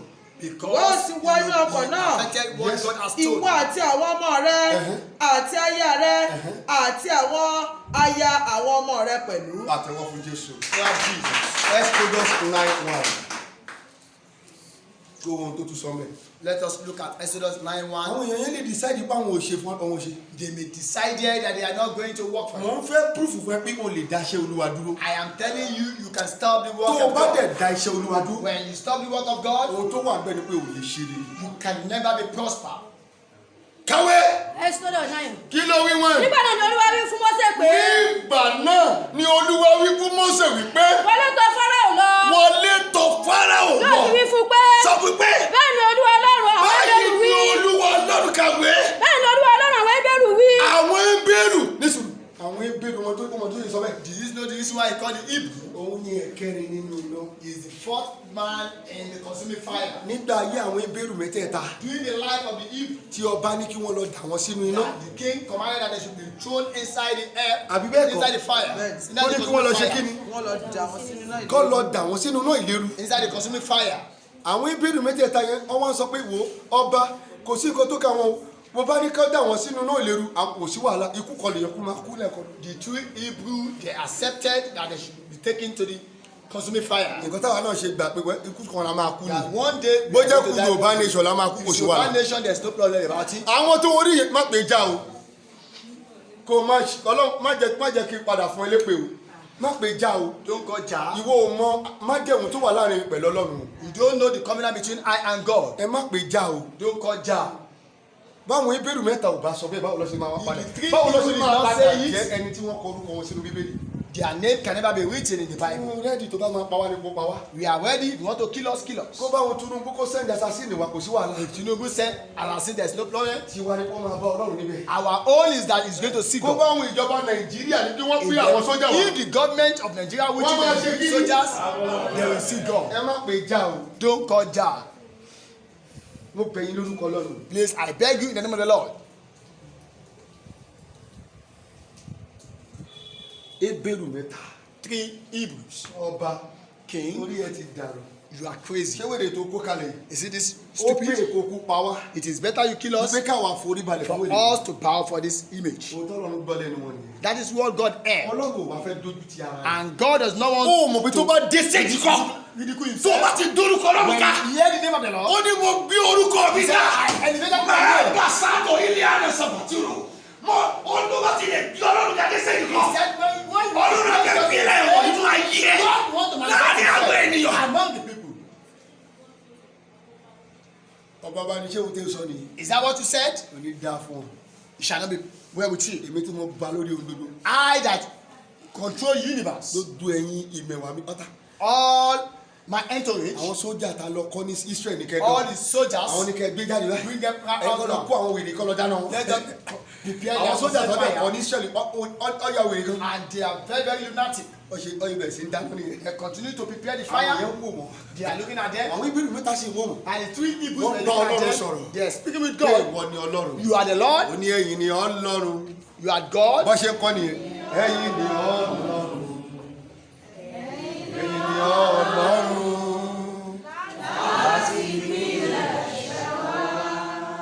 Hébérù mẹ́ta wò ó. The three Hebrews look wọ́n at ṣe you ń tẹnu tó bẹ́ẹ̀ ṣẹlẹ̀. as they are looking at làwọn yẹn kọ́ ni nítòótọ́. They are singing through wọ́n you sọ pé ẹ̀yin ni Ọlọ́run. that you are a God. ní ẹ̀yin ni Ọlọ́run. You are kì God. í ṣe lẹ́ni lẹ́ti bẹ̀rẹ̀. It is not today you láti started. ìpínlẹ̀ ìṣẹ̀lẹ̀ ti From the bẹ̀rẹ̀. inception. wọ́n máa gbó oníṣẹ́ lọ. They continue to wọ́n sing. tún kọ́ ní kejì wípé. They sang the second one. ni Ọlọ́run. You are the God. ẹ̀yin ni Ọlọ́run. You are God.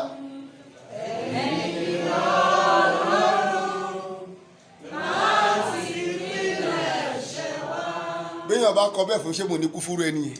If someone sang such to me, do you think I kókò will wò mí not go to lọ́kọ̀ wọ́n ní length? ẹ̀yin ni Ọlọ́run kó And ṣe you wá are just appraising me. ẹ̀yin ni You Ọlọ́run are appraising me.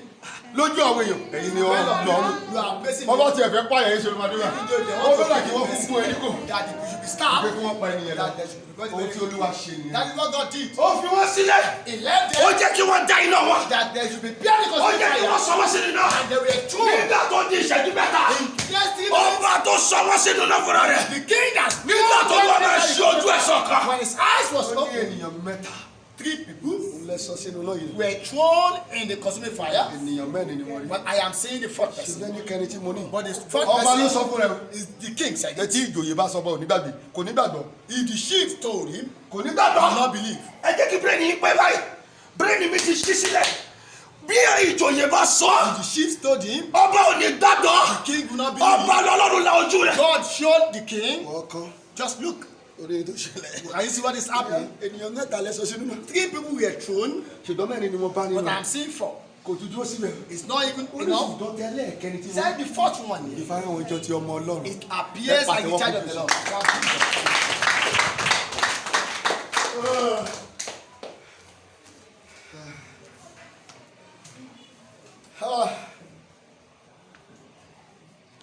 ibi tí ọ̀rọ̀ Hébérù ti jáde ní ohun tẹ́ kà nìyẹn. That is where the Hebrews were mentioned. Ọlọ́run àwọn Hébérù God of the Hebrews, Abednego Abednego, Ṣédrákì Shadrach, àti Méṣákì.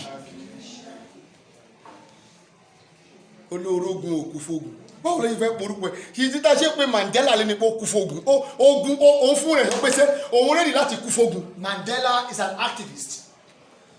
Hébérù mẹ́ta wọ́n kú fógun. The 3 Hebrews were activists. ẹni tó bá dẹ̀ kú fógun lọ́rùn láìkì jù láyé. Anyone that will come tó o gbà activist, wípé God àní loves mo them. éètì bí wọ́n ṣe ń jẹ àwọn èèyàn mi níyà. I hate the way my people are suffering. mo ní Sunday Igboho ń ṣe náà. And that is what Sunday Igboho is doing.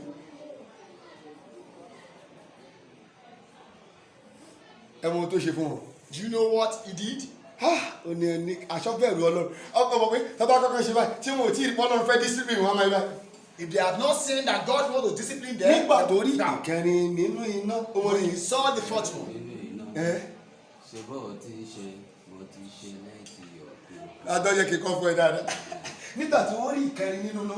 when he saw the fourth one, àyà wọ́n náà ṣe wá ìkẹrin nínú iná ìkẹrin nínú iná ṣe bí o ti ṣe bó ti ṣe létí òkun sọ bẹ́ẹ̀. ìkẹrin nínú iná ìkẹrin nínú iná ṣe bí o ti ṣe bó ti ṣe létí òkun.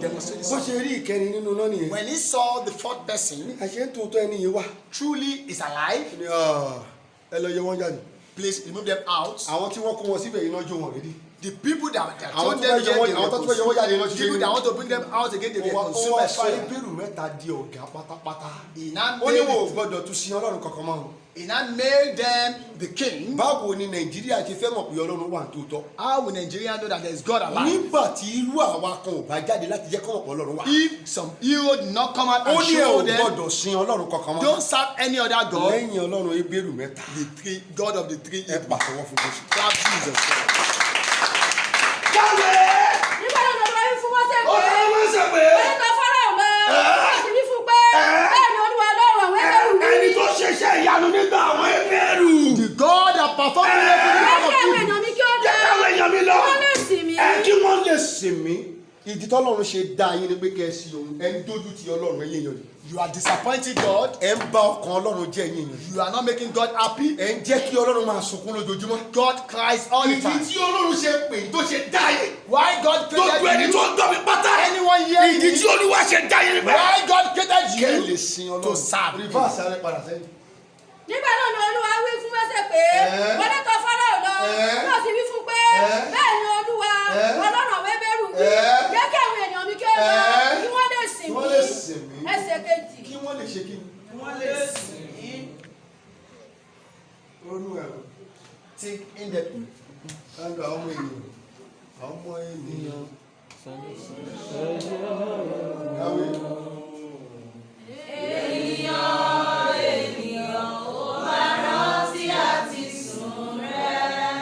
ẹ́. ẹ́.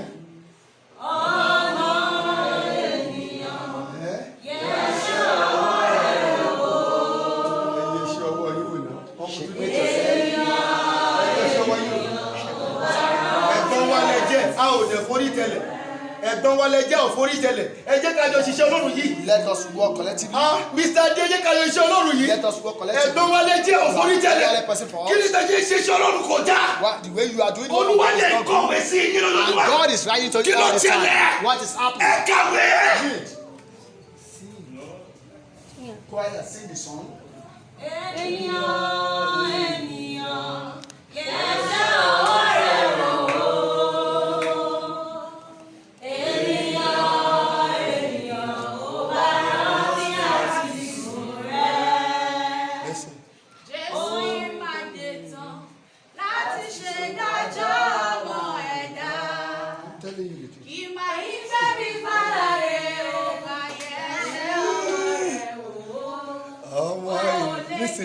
Kò yé yín mi ò ní kwaya ànújọ yìí. I don't have choir in this church.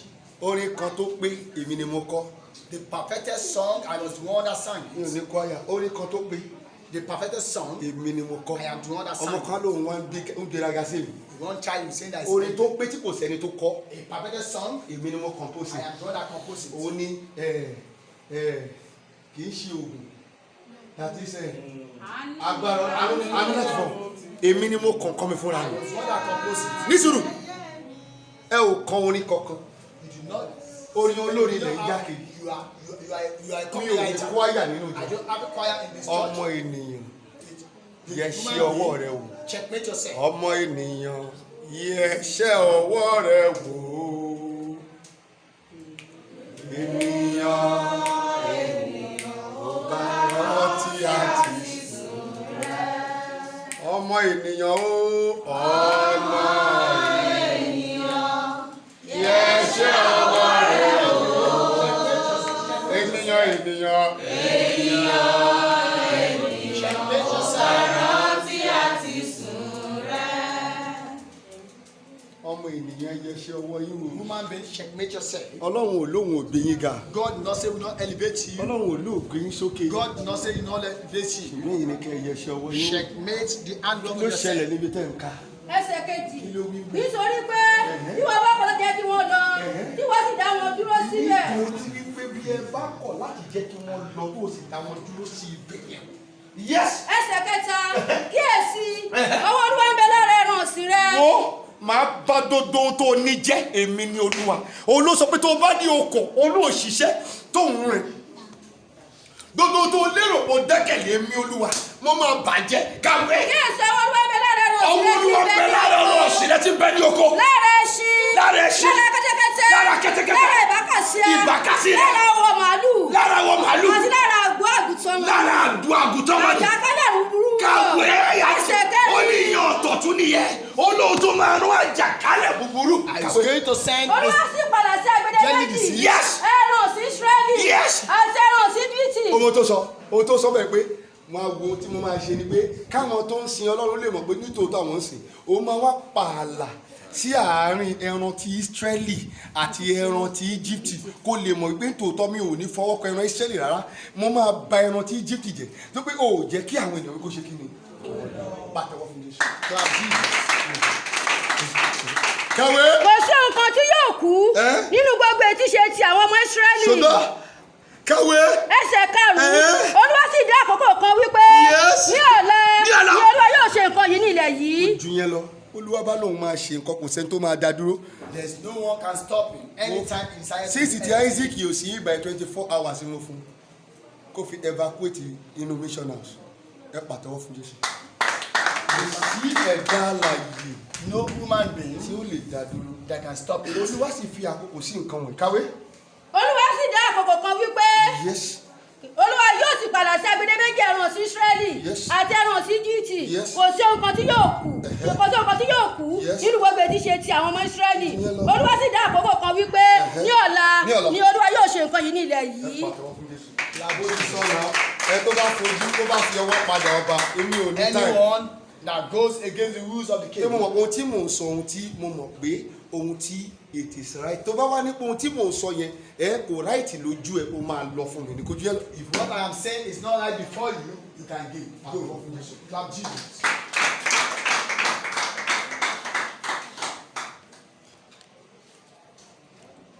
What you need to know àwọn ohun tí o gbọ́dọ̀ mọ̀ about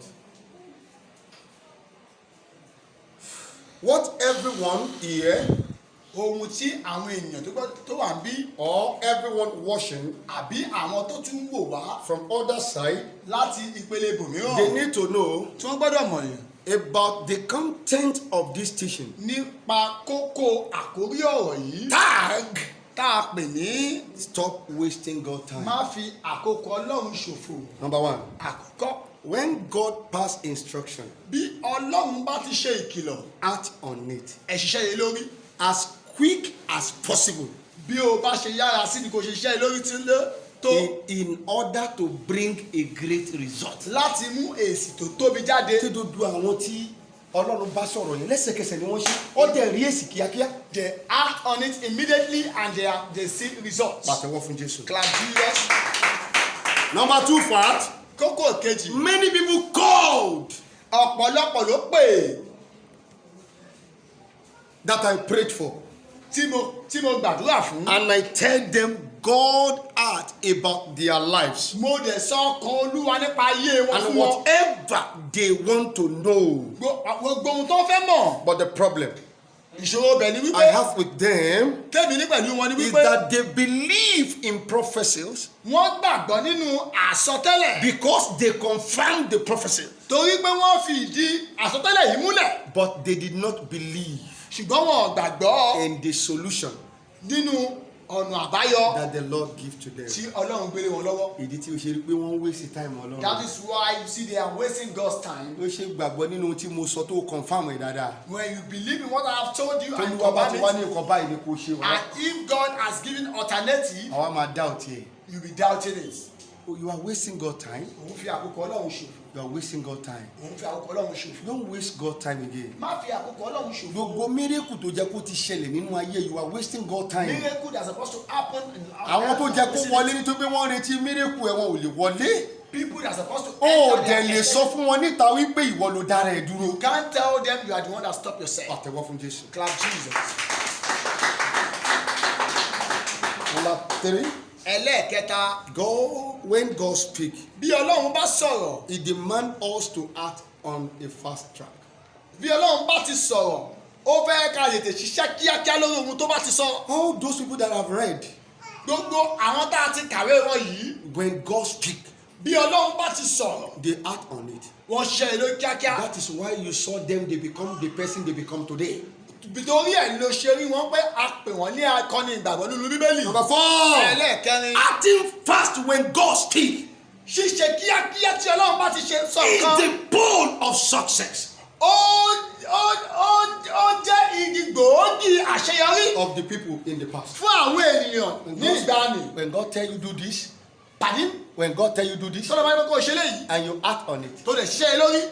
it is a pole of success Ó jẹ́ igi àṣeyọrí for you. fún ọ. I am telling you. Mo ń sọ fún ọ. Because we have seen the people in the past A ti rí àwọn tí aṣíwájú. that it was a pole for them. Ó jẹ́ igi Because when God speak, tí Ọlọ́run bá sọ̀rọ̀. they hear God immediately. Wọ́n gbọ́ kíákíá. Wọ́n rí street Ọlọ́run. They didn't restricted God. Ọmọ àlè ló máa tọ́lọ́run máa sọ̀rọ̀ lẹ́yìn tó máa lóhùn tó wá tó yàrá ló ṣe ní òun ò gbọ́ mọ́. A bastard deviated from God's statement. Lára wọn ni Abraham, Among them, they were Abraham, lára wọn ni Noah, Noah, lára wọn ni Moses. Moses. Yeah, hallelujah. Go to 2 King 5:10. 2 Kings 5:10. Námánì olórí ogun ní Ísírẹ́lì. Naaman, commander of sheep in Israel. Námánì olórí ogun níbo? In Israel. Ní Syria. In Ẹ pàtó fún Jésù. Syria. Pàtó fún Jésù. God Jesus. 2 King 5:10. 2 Kings Èlíṣà 5:10. sì rán ìránṣẹ́ kan sí i wípé Èlíṣà sì rán ìránṣẹ́ kan sí Námánì wípé lọ kí o sì wẹ̀ ní Jọ́dánì ní ìgbà méje. tó mọ̀ pé Èlíṣà wòlíì ni pé mi ò sọ pé Ọlọ́run kọ́ ló sọ yìí direct Ọlọ́run rán wòlíì ni ẹgbẹ́ tì mí gbogbo àwọn mẹ́tẹ̀ẹ̀ta tá ti sọ látàárọ̀ that Ọlọ́run ló sọ ṣùgbọ́n Ọlọ́run rán wòlíì Èlíṣà kí ló wí.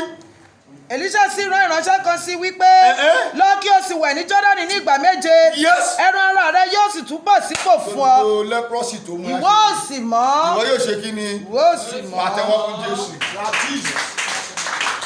Kàwé. ṣùgbọ́n Námánì bínú ó sì padà lọ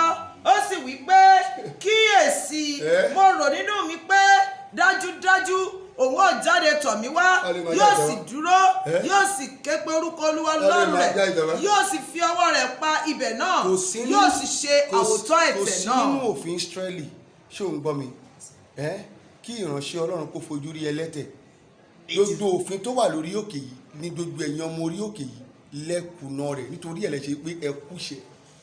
We failed all the protocols on this mountain. àfìgbà tí ẹ bá bẹ̀rẹ̀ sí ní lọ pẹ̀lú òfin. Except you go back to the normal protocol. kò sẹ́ni tó kùnà òfin tó lè ṣoríire. No one that goes against the protocol that is possible. ìwọ lọ sí Malaysia kó lọ gbé kókè wọn bẹ̀. Go to Malaysia and carry out. ohun tí wọ́n ti sọ pé wọ́n máa pa wọn ni kò sọ̀rọ̀ lórí that ẹ̀. they will kill them, no case over it. òfin ni. It's a o law. ti ń sùn ni. Are you sleeping? Olúbùnmi ó sùn olóhùn ó sùn pàtẹ́wọ́ fún Jésù. Clap Jesus. Amen. Amen. gẹ́gẹ́ bí òfin Ísírẹ́lì ìránṣẹ́ Ọlọ́run wọn kì í fojú rí àwọn ẹlẹ́tẹ̀. The man of God don't see the leprous person. nígbà tó rí pọ́tí mo ní ó yá ẹ lọ́ba He said, go and meet him. Olúwa ní kí n sọ fún un. God said, I should tell you. ohun tó nílò ni pé kó lọ wẹ̀ nínú odò Jọ́dánì What he needs is go and bathe in Jordan. fún ìgbà 7 àbí bẹ́ẹ̀ kọ́. bẹ́ẹ̀ ni sà. káwé kí ló ṣẹlẹ̀. Èlíṣà sì rán ìránṣẹ́ kan sí wípé Yes. lọ kí o lọ wẹ̀ ní Jọ́dánì ní ìlú Yes, yes. ẹran ara rẹ yóò sì tún lẹ́sẹ̀kẹsẹ̀ Olúwa ló sọ. God said wọ́n that. sì mọ́ yes káwé. ṣùgbọ́n Námánì bínú ó bínú gan. ó padà lọ ó sì wípé kíyèsí mo rò nínú mi pé dájúdájú òun ò jáde tọ̀ mí wá yóò sì dúró bó ṣe rò yóò sì lánàá ké pe orúkọ Olúwa bó ṣe Ọlọ́run rò rẹ̀. lánàá nígbà tó ń bọ̀ wá bá mi tó ló fẹ́ wá bẹ̀bẹ̀ tí mo sọ fún ẹ wípé mo máa dọ̀bálẹ̀ fún ẹ wọ́n rò bẹ́ẹ̀ ni nígbà tó di èmi wọ́n conclude máàdì wọ́n dẹ̀ lọ síbòmí. káwé. Olúwa Ọlọ́run rẹ̀ yóò sì fi ọwọ́ rẹ̀ pa ìtàn náà yóò sì ṣe àwòtán ẹ̀tẹ̀ náà. Abana àti Fápárì àwọn odò Damasku kò ó dára ju àwọn omi Ísírẹ́lì lọ. ọmọdé tí yóò ṣe ní iṣẹ́ ìyanu rárá. Do you know reason that you don't see miracles? tí Ọlọ́run bá ti tẹnu ìránṣẹ́ Ọlọ́run sọ pé báyìí ni kò ṣe ṣe. If God has spoken with the man of God, àwa máa bẹ̀ dáàdi ẹjọ́ náà ẹjọ́ àwọn ọmọ yín náà máa jẹun náà. Daddy, what is it? Ọlọ́run ò ní sọ ohun tó máa easy fún ẹ pé kò ṣe. God will never tell you. ṣé Ọlọ́run sọ ohun tó easy fún Mósè. àbí dàtọ́ Ọlọ́run ní kó Mósè lọ bá Fáráò ṣé ohun tó easy ni. Is it what? ṣé Ọlọ́run sọ ohun tó easy fún Abraham. ṣé Ọlọ́run sọ ohun tó easy fún Noah. àbẹ́yìn kọ́lẹ̀ ká ìyá. Ọlọ́run ò ní sọ ohun tó easy fún as a solution. àwọn ni dáàdi ẹjọ́ àwọn ọmọ yín náà máa jẹun lè kó possible. ṣé Ọlọ́run sọ ohun tó easy fún obìnrin opó ló dá gbogbo owó tó kù lọ́wọ́ rẹ̀. tí kì bá ṣe pé àwọn wòlíì ti bà nǹkan jẹ́ lónìí lábẹ́ bó ti wù kó rí bó ṣe yẹ kó ṣe rí gangan ni àwọn wòlíì ti bà nǹkan jẹ́ kò jẹ́ káwọn èèyàn gba àwọn ìránṣẹ́ Ọlọ́run gbọ́mọ́. Olúwa ò ní sọ ohun tó easy fún as a solution. God will never tell you what is comfortable for ohun tó you. le ni. What is hard? ó ní odò Damascus wà bí o sọ pé kí n lọ wẹ̀ ń bẹ̀.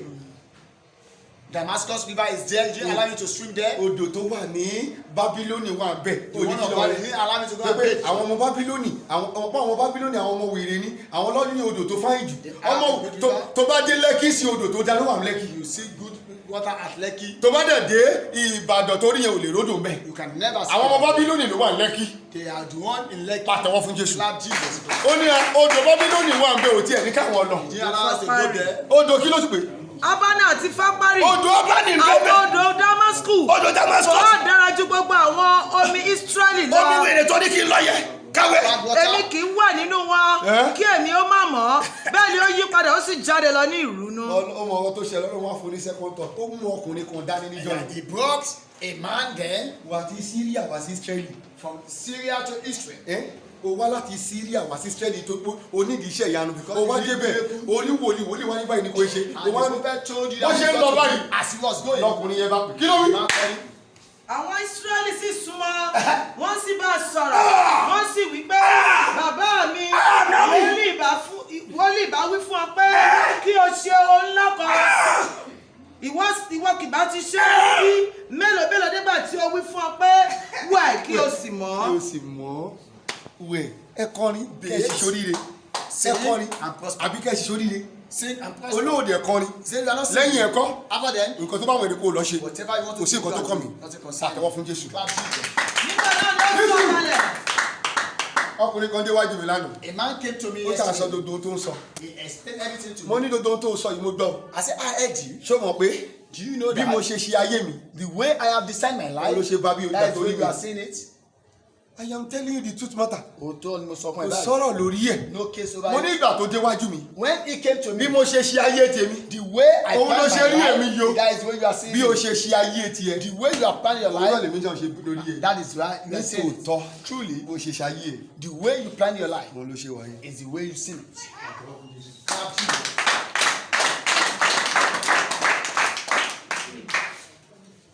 Lọ ronú jinlẹ̀ lórí ohun tí mo sọ yẹn. Please, I want you to think in-depthly. Ṣé mi tí mi kì í sùn fún 3 hours lẹ́yìn 3 hours mo ti jí dànù?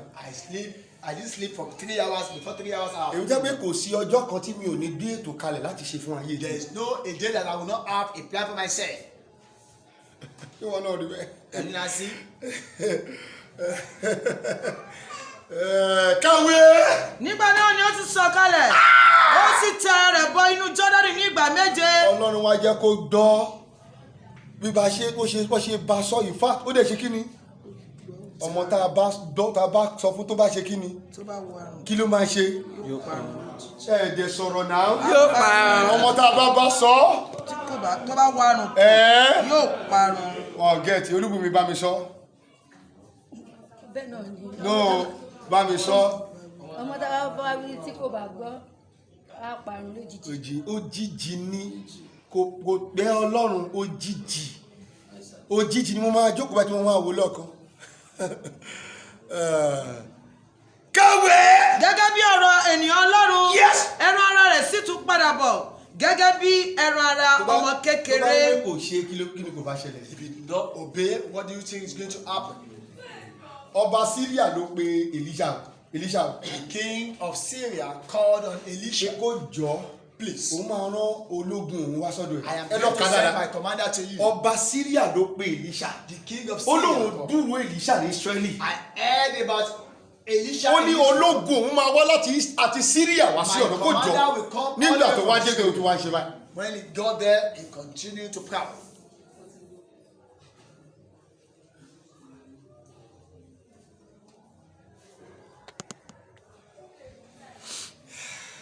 Mo máa dáwọ́lé.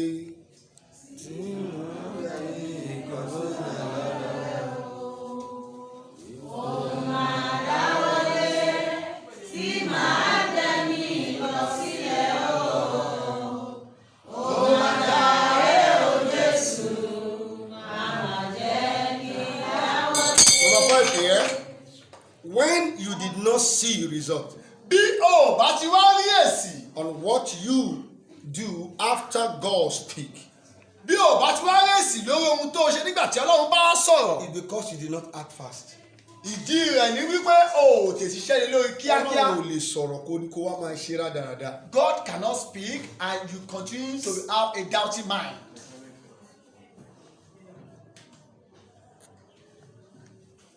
Number 6. Ẹlẹ́ẹ̀kẹfà. When you look at what we are demanding from the government of Nigeria, Bí wọn náà bá wo ohun tá à ń béèrè lọ́wọ́ ìjọba Nàìjíríà which is Yoruba nation, tá a pè ní orílẹ̀-èdè Yorùbá, God has spoken about it Ọlọ́run ti sọ nípa rẹ̀ for long, tipẹ́tipẹ́. but we did not act fast. A ṣiṣẹ́ lé lórí kíákíá. Àwọn kan máa dé wọn ní bàbá yìí máa sọ nípa ogun tẹ́ ẹ̀ bá ja ogun kí n sọ fún yín Nàìjíríà a ò lè pín o. When we don't fight war, we can never divide. Kéèyàn tó dẹ̀ lè ja ogun Before you fight the war, ẹni yẹn ti pinnu lọ́kàn ara ẹ̀ ni. he has decided. Tẹ bá wà àwọn ọmọ ti ọ̀dọ̀ wa ìlànà wọ́n wá kóra wọn lọ nítorí 1,000 tí Tinubu fẹ́ pín fún wọn lọ dìbò. À ń tì torí ọ̀jàjà ọjà níta ní ìjà lẹ́kùlé òun pàtẹ́wọ́ fún Jésù. Àwa lówó a ní owó We have money. ṣùgbọ́n à ń wò wípé kò jẹ́ kó jẹ́ pàwọn nìkan la máa ní. We should not be the one that have the money. Gbogbo wa ló tọ́ sí. Every one of us Tó is ṣe ni pé qualified àwa for ń wo wọ́n máa wo ìgbà téèyàn kọ̀ déédéé ní òun fẹ́ fi ẹ̀mí ara ẹ̀ lélẹ̀ nítorí àwọn èèyàn tó orí wọ́n rí. it. Don't you see how Àwọn tá a wá fi ẹ̀mí wa lélẹ̀ nítorí wọn. that we are fighting for? Wọ́n ń béèrè lọ́wọ́ pé ta ló rán ẹ níṣẹ́. Who sent him? Pàtẹ́wọ́ fún Jésù.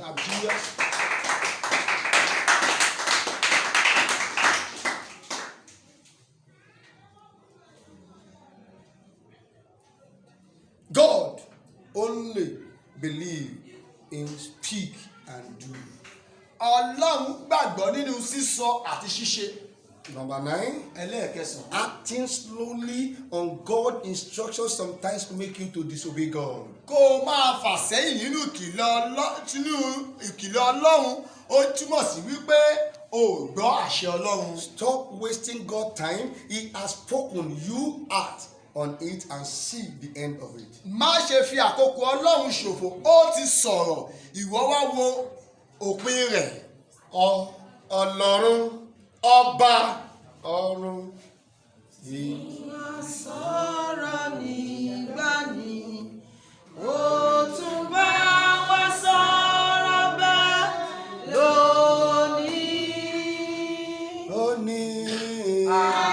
Arákùnrin ọ̀tá ni ohun tó bá wí fún ọ. Ohun kan láì gbọ́dọ̀ máa ṣe gbọ́ràn.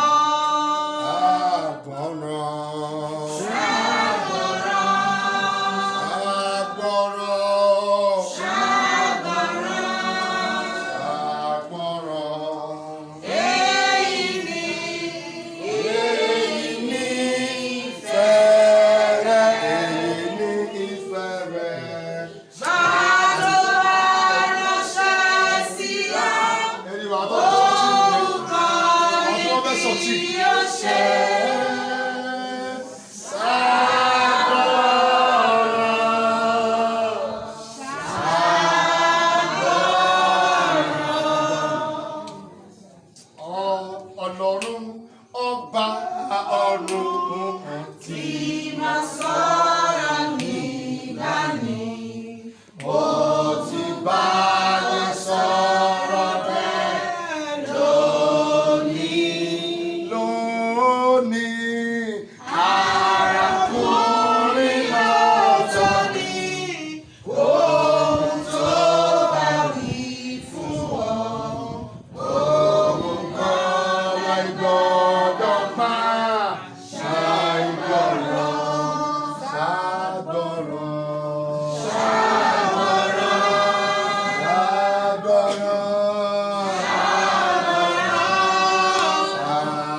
ṣàìgbọràn. Èyí ni ìfẹ́ rẹ̀, èyí ni ìfẹ́ rẹ̀. Ránṣẹ́ sí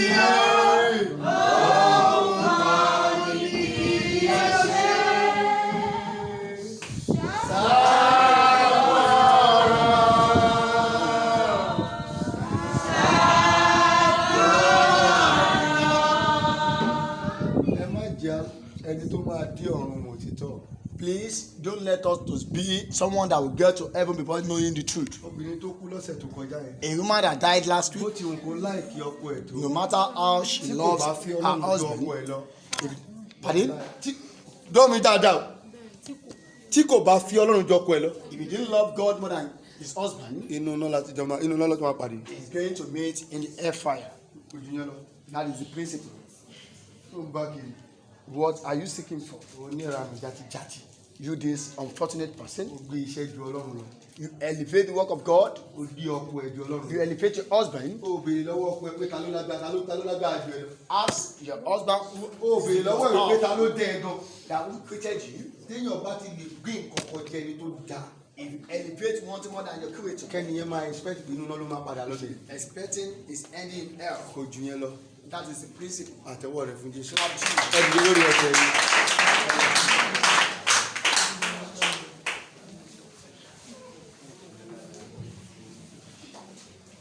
Wọ́n ta àwọn mi sí nílé mi. This is what I have sent you. Why wasting God time? Kí ló dé tó fẹ́ fi àkókò Ọlọ́run ṣòfò? Why wasting God time? Kí ló dé tí o fi fi àkókò Ọlọ́run ṣòfò? Dìde lórí ẹsẹ̀ rẹ̀. Stand on your feet. Why wasting God time? Kí ló dé tó fẹ́ fi àkókò Ọlọ́run ṣòfò? Why wasting God time? Kí ló dé tó fẹ́ fi àkókò Ọlọ́run ṣòfò? Olúwa ní the Lord will bless someone today.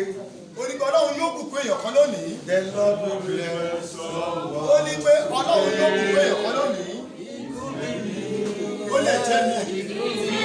Ó lè jẹ́ wọ. Ìfẹ́ mi sọ̀wọ́.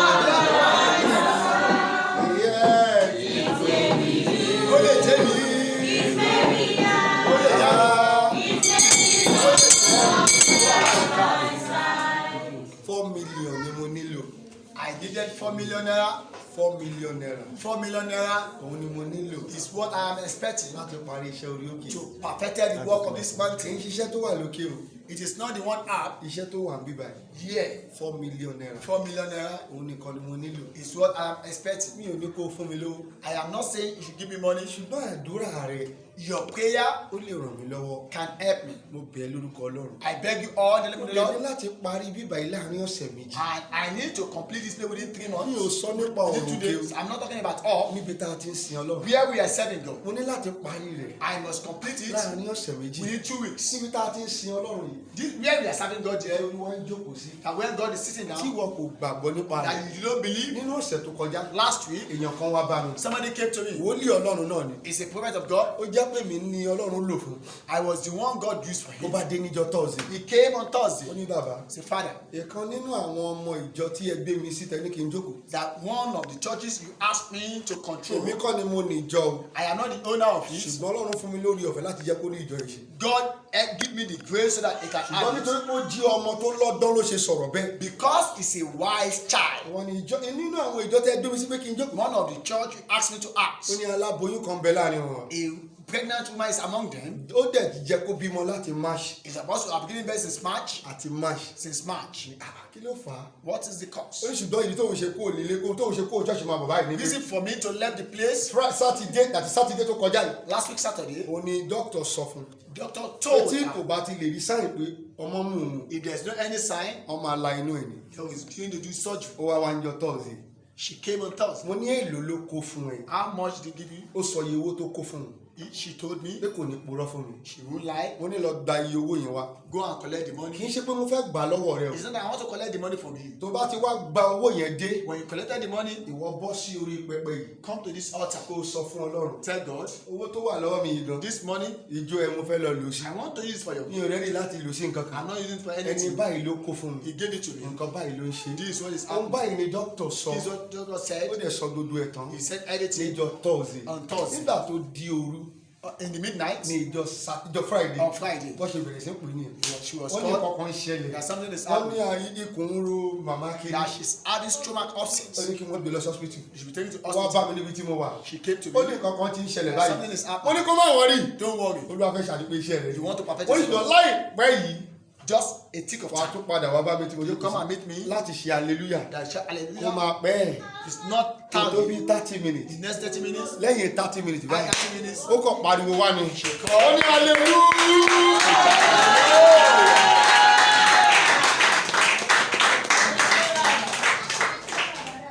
pẹpẹ tó rí yìí lèmi máa ń rọ́ wá bá. This altar you are seeing, ní I come ìgbà there tí oògùn bá ti fail. when fetish fail. ó níbi tí oògùn lè dé nítòótọ́ Ọlọ́run ló ní oògùn. God owes fetish. mi ò dispute oògùn mo ń ṣe oògùn bàjẹ́. I am a spiritualist. ṣùgbọ́n nígbà tí oògùn bá ní pé kí ló ṣe tó dójú ẹ̀ dojúrú. When everything stands still, àwa kó owó wọn wá dé ibà. I will bring their money. àwa ṣe báyìí. mo ti kó owó obìnrin tí wọ́n fẹ́ dá ọmọ ẹ̀ padà sí Nàìjíríà ọmọ yẹn ṣe citizen ní UK tó bá dẹ̀ ti lè ṣe ẹ̀wọ̀n ọdún 4 ní UK lẹ́yìn ẹ̀wọ̀n yẹn tó bá dá sílẹ̀ ń gbé bọ̀ lé nìyẹn. Immediately, he served for 4 years in the prison. He should be deported back to the. mo wá sọ fọ́lọ́run I told owó God, tó kó fún mi yìí gan mi ò rẹ́dí láti fi lọ ra nǹkan kan o. this money I am not ready to use to buy mo bá dórí anything. pẹpẹ báyìí báyìí I get to the altar. yìí báyìí mo máa lù ẹ́ sí o. This is where I will use it. ìjọ mi ò àbí òkú fi ṣe iná síbà ṣáò. I didn't spend it lavishly. mo ṣáà bá sọ gbogbo tí mo sọ. I told him. nígbà tí wọ́n máa ṣe ìdájọ́ ní lọ́jọ́ tó fẹ́ ṣe ìdájọ́. The day of the judgment. ohun tí mo bẹ̀ kí lóhun tó fẹ́ màmá. Mama, what do ó you lóun want? ò fẹ́ jẹ́ kí wọ́n dá padà sí I Nàìjíríà. don't want him to be returned back to ohun tó Nigeria. sọ gangan lolúwa ṣe. What she said, God wọ́n dẹ̀ rìlíìsì ẹ̀ nínú ẹ̀wọ̀n. He was released. wọ́n dẹ̀ dá sílẹ̀. He was released. ṣé mo rí tí wọ́n ṣe dá sílẹ̀. Do you know the reason? ọmọ tí ó lọ sọ fún ọlọ́pàá wípé ó rèpù òun gangan. The child that reported him, ọmọ yẹn padà lọ sọ fún ọlọ́pàá padà wípé he told the policeman òun lòún purọ́ mọ́. that he lied wọ́n against ṣe him. dá sílẹ̀. He was released. orí pẹpẹ tó rí This altar, ìwọ ni ò gbàgbọ́. you did not believe it. ṣùgbọ́n mo gbàgbọ́ I believe it dójú ikú ni mo sọ fún mi. up to the point of death. ìyá àbèjì wà nígbà níjọ́ Thursday. Ìyá Abẹ́jí was here on so Thursday. ìjọ Friday tí mo sọ yìí Friday. ó mọ ohun tó ṣẹlẹ̀. He knows what Pé pẹpẹ tó rí on this altar. nígbà tó di àná Yesterday, tí wọ́n gbé èèyàn kan dé they brought somebody. mo fẹ́ jáde lánàá I want to go wọ́n out. wá gbé èèyàn yẹn dé They brought the person. wàhálà ti ṣẹlẹ̀ kí ló happen. What is happening? wọn ò rí mi ṣùgbọ́n wọn ò mọ bí mo ṣe rìn ní mi. They don't know my movement. mo kàn wá gbọ́ mẹ́sàgì lórí pẹpẹ yìí. I heard the mo message. dẹ̀ ní láti jáde. And I have to mo go tó out. wá kọ̀ ní kí n ṣe lórí pẹpẹ. What God told me to mo do, kàn ṣe ni. I did it. mo dẹ̀ ní ó yá ẹgbà ẹ lọ ṣe báyìí báyìí. Take and go. ẹni tí mo sọ yìí The person I'm talking about, ọwọ́ ẹ̀ ti rọ o. the person is lame. Ó ti rọ. Is lame. mo Completely ń sọ fún lame. ẹ. As I'm telling ó you, ti lánàá nìyí o. I'm talking about yesterday. ohun tí Ọlọ́run kàn sọ mi lórí What pẹpẹ. God told me, tó pé mo níbi láti máa lọ. I have a place to go. ló tó wá dẹ̀ la ní appointment. Everyone of us ìwọ have an ló mọ̀ appointment. mo ní appointment. You don't know that you have an appointment. kò sóhun tí mo ti ní lọ́pọ̀ mo fẹ́ ṣe. There's nothing I mi ì want fẹ́ to jẹ́ do. kẹ́ni tí cross I yẹ. don't want anything. ẹni tó bá máa cross yẹ pẹ̀lẹ́. Anyone that want to stop mo this, ready láti crumble rẹ̀. I'm ready to come with the person. ìdí tó yẹ máa ní pé bàbá yẹn ti wíkẹ́ẹ̀dì jù bàbá yẹn ti ní policy anything tó bá fẹ́ cross ohun tó wà lọ́kàn mi mo máa crumble ẹ̀. Whatever that want to stop me, I have to stop it. láti sọ It's stop. kò dẹ̀ bá tèmi lọ. And I went. gbàtí mo tún dẹ́hùn mo tún pe ọmọ yẹn When I olórí wa got sọ there, kọ́kọ́ I fún said, mi God told me, bóyá lọ ṣe kọ́kọ́ báyìí go and do this. ní kò lè la ọwọ́ mọ́ o That is lame already. ọwọ́ ti gan o That the hand ó yá báyìí open. nígbà tí mo máa fi dé When I return ẹni tó sọ̀rọ̀ fún ẹ tí mo sì gba ọ̀rọ̀ rẹ̀ gbọ́ the man that told me and I ṣe bóun ló sọ̀rọ̀ fún ẹ tí wò ó gba ọ̀rọ̀ ẹ̀ gbọ́ he has ẹni tó sọ̀rọ̀ fún ẹ tẹ́mi sì gba ọ̀rọ̀ rẹ̀ And I gbọ́ believe nígbà tí mo máa fi dé on my gbogbo arrival. wa jọ ṣe fàájì ni Enjoy ẹ together. pàtẹ́wọ́ fún Jésù. ìwọ ló gba ọ̀rọ̀ ẹ̀ gbọ́ Did not believe his kò word. jẹ́ kí ìjọ yìí jẹ́ ìjọ oníṣẹ́ Is this church not be? kì í ṣe mi nìkan ló jẹ́ kí n lówó lọ́wọ́ I sẹ́yìn. should not be the one to have money. ẹ̀yin ni ẹ ò gba Olúwa gbọ́. Not believe àwọn tó God. wà nílùú òyìnbó tí wọ́n ń pè mí wọ́n ti tara mi wọ́n ń ṣe àṣeyọrí. People in Western world that enjoy. àwọn tí wọn ò tiẹ̀ súnmọ́ mi rárá People that are far away from tí me. wọ́n dóhun tó Olúwa sọ. And they acting to the voice of the Lord. ó succeed. They are mo succeeding. béèrè lọ́wọ́ ọjọ́ Friday. I asked them on ó Friday. ní báwo ni mo ṣe ń rí owó gan.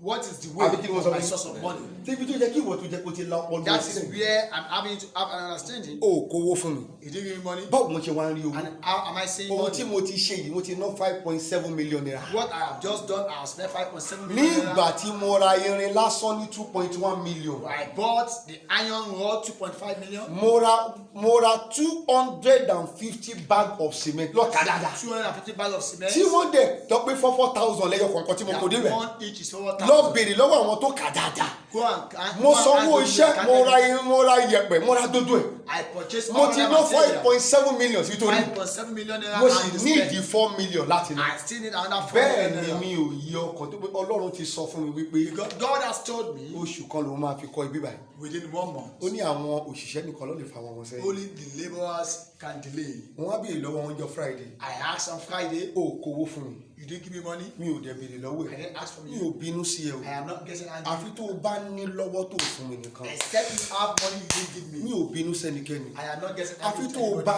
ní lọ́wọ́ Except you have the money tó o fún mi nìkan you didn't give me. ṣùgbọ́n báwo bó ṣe wá ń ṣe é And how am I doing it? mo wá sọ fún wọn I told ó them, jẹ́ kí ìwọ gan rorí kó o rò dáadáa think. àwọn kan wà tí wọn ò tiẹ̀ dé bíbà yẹn rárá There are some people that didn't, they have not come here. mo dẹ̀ máa gbàdúrà fún I will just pray tọ́lọ́run ṣiṣẹ́ ìyanu and God perfected His work nínú ayé wọn in their kí life. ló dá iṣẹ́ ìyanu dúró nínú ayé yẹn What stopped miracle in your life? òun mo fẹ́ jẹ́ kó o ronú báyìí I want you to think about it. mọ́wọ́ rẹ sí àyà rẹ Place your two hands on your chest.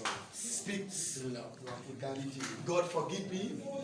dáríjì Forgive me. kí ló dá iṣẹ́ ìyanu dúró What is stopping the miracle in me?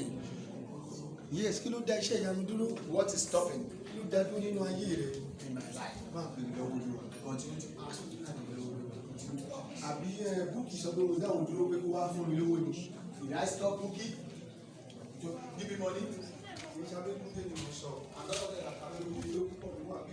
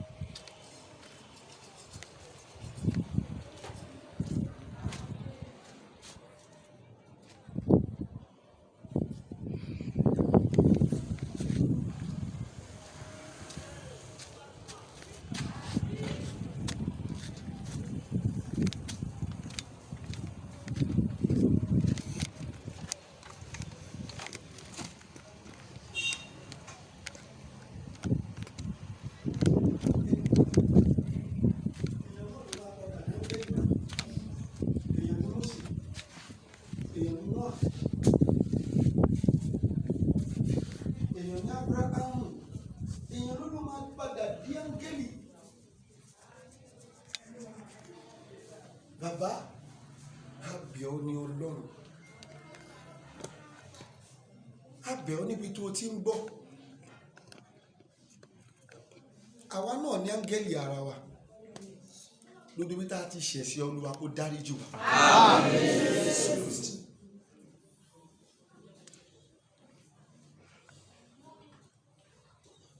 Fún ẹni tó ní etí tó bá ti gbọ́, fún ẹni tó ní etí tó sì gbọ́, mo gbàdúrà fún wọn pé Ọlọ́run, lẹ́yìn ọ̀rọ̀ tó bá wa sọ pé kí ló tá a ṣe ń dẹ dúró yìí, kò jọ kò dárí gbogbo àìṣedéédé wájú wa. Ẹ lànà fún wa. Ẹ lànà rere fún wa. Ẹ má lànà kú sílẹ̀ o. Ẹ má lànà àìsàn sílẹ̀. Ẹ má lànà ìbànújẹ́ sílẹ̀ fún wa. Ẹ gbọ́ aláṣẹ ọ̀run. Ẹ má sọ wípé tó pé a ní atóbi jù yín lọ́kẹ́lẹ́ ẹ fẹ́ bá wa jà, Olúwa ẹ jọ̀ọ́ ẹ ṣàánú fún wa o. Ẹ ṣàánú fún wa. Ẹ ràn wá lọ́wọ́. Ẹ gbọ́ aláṣẹ ọ̀run.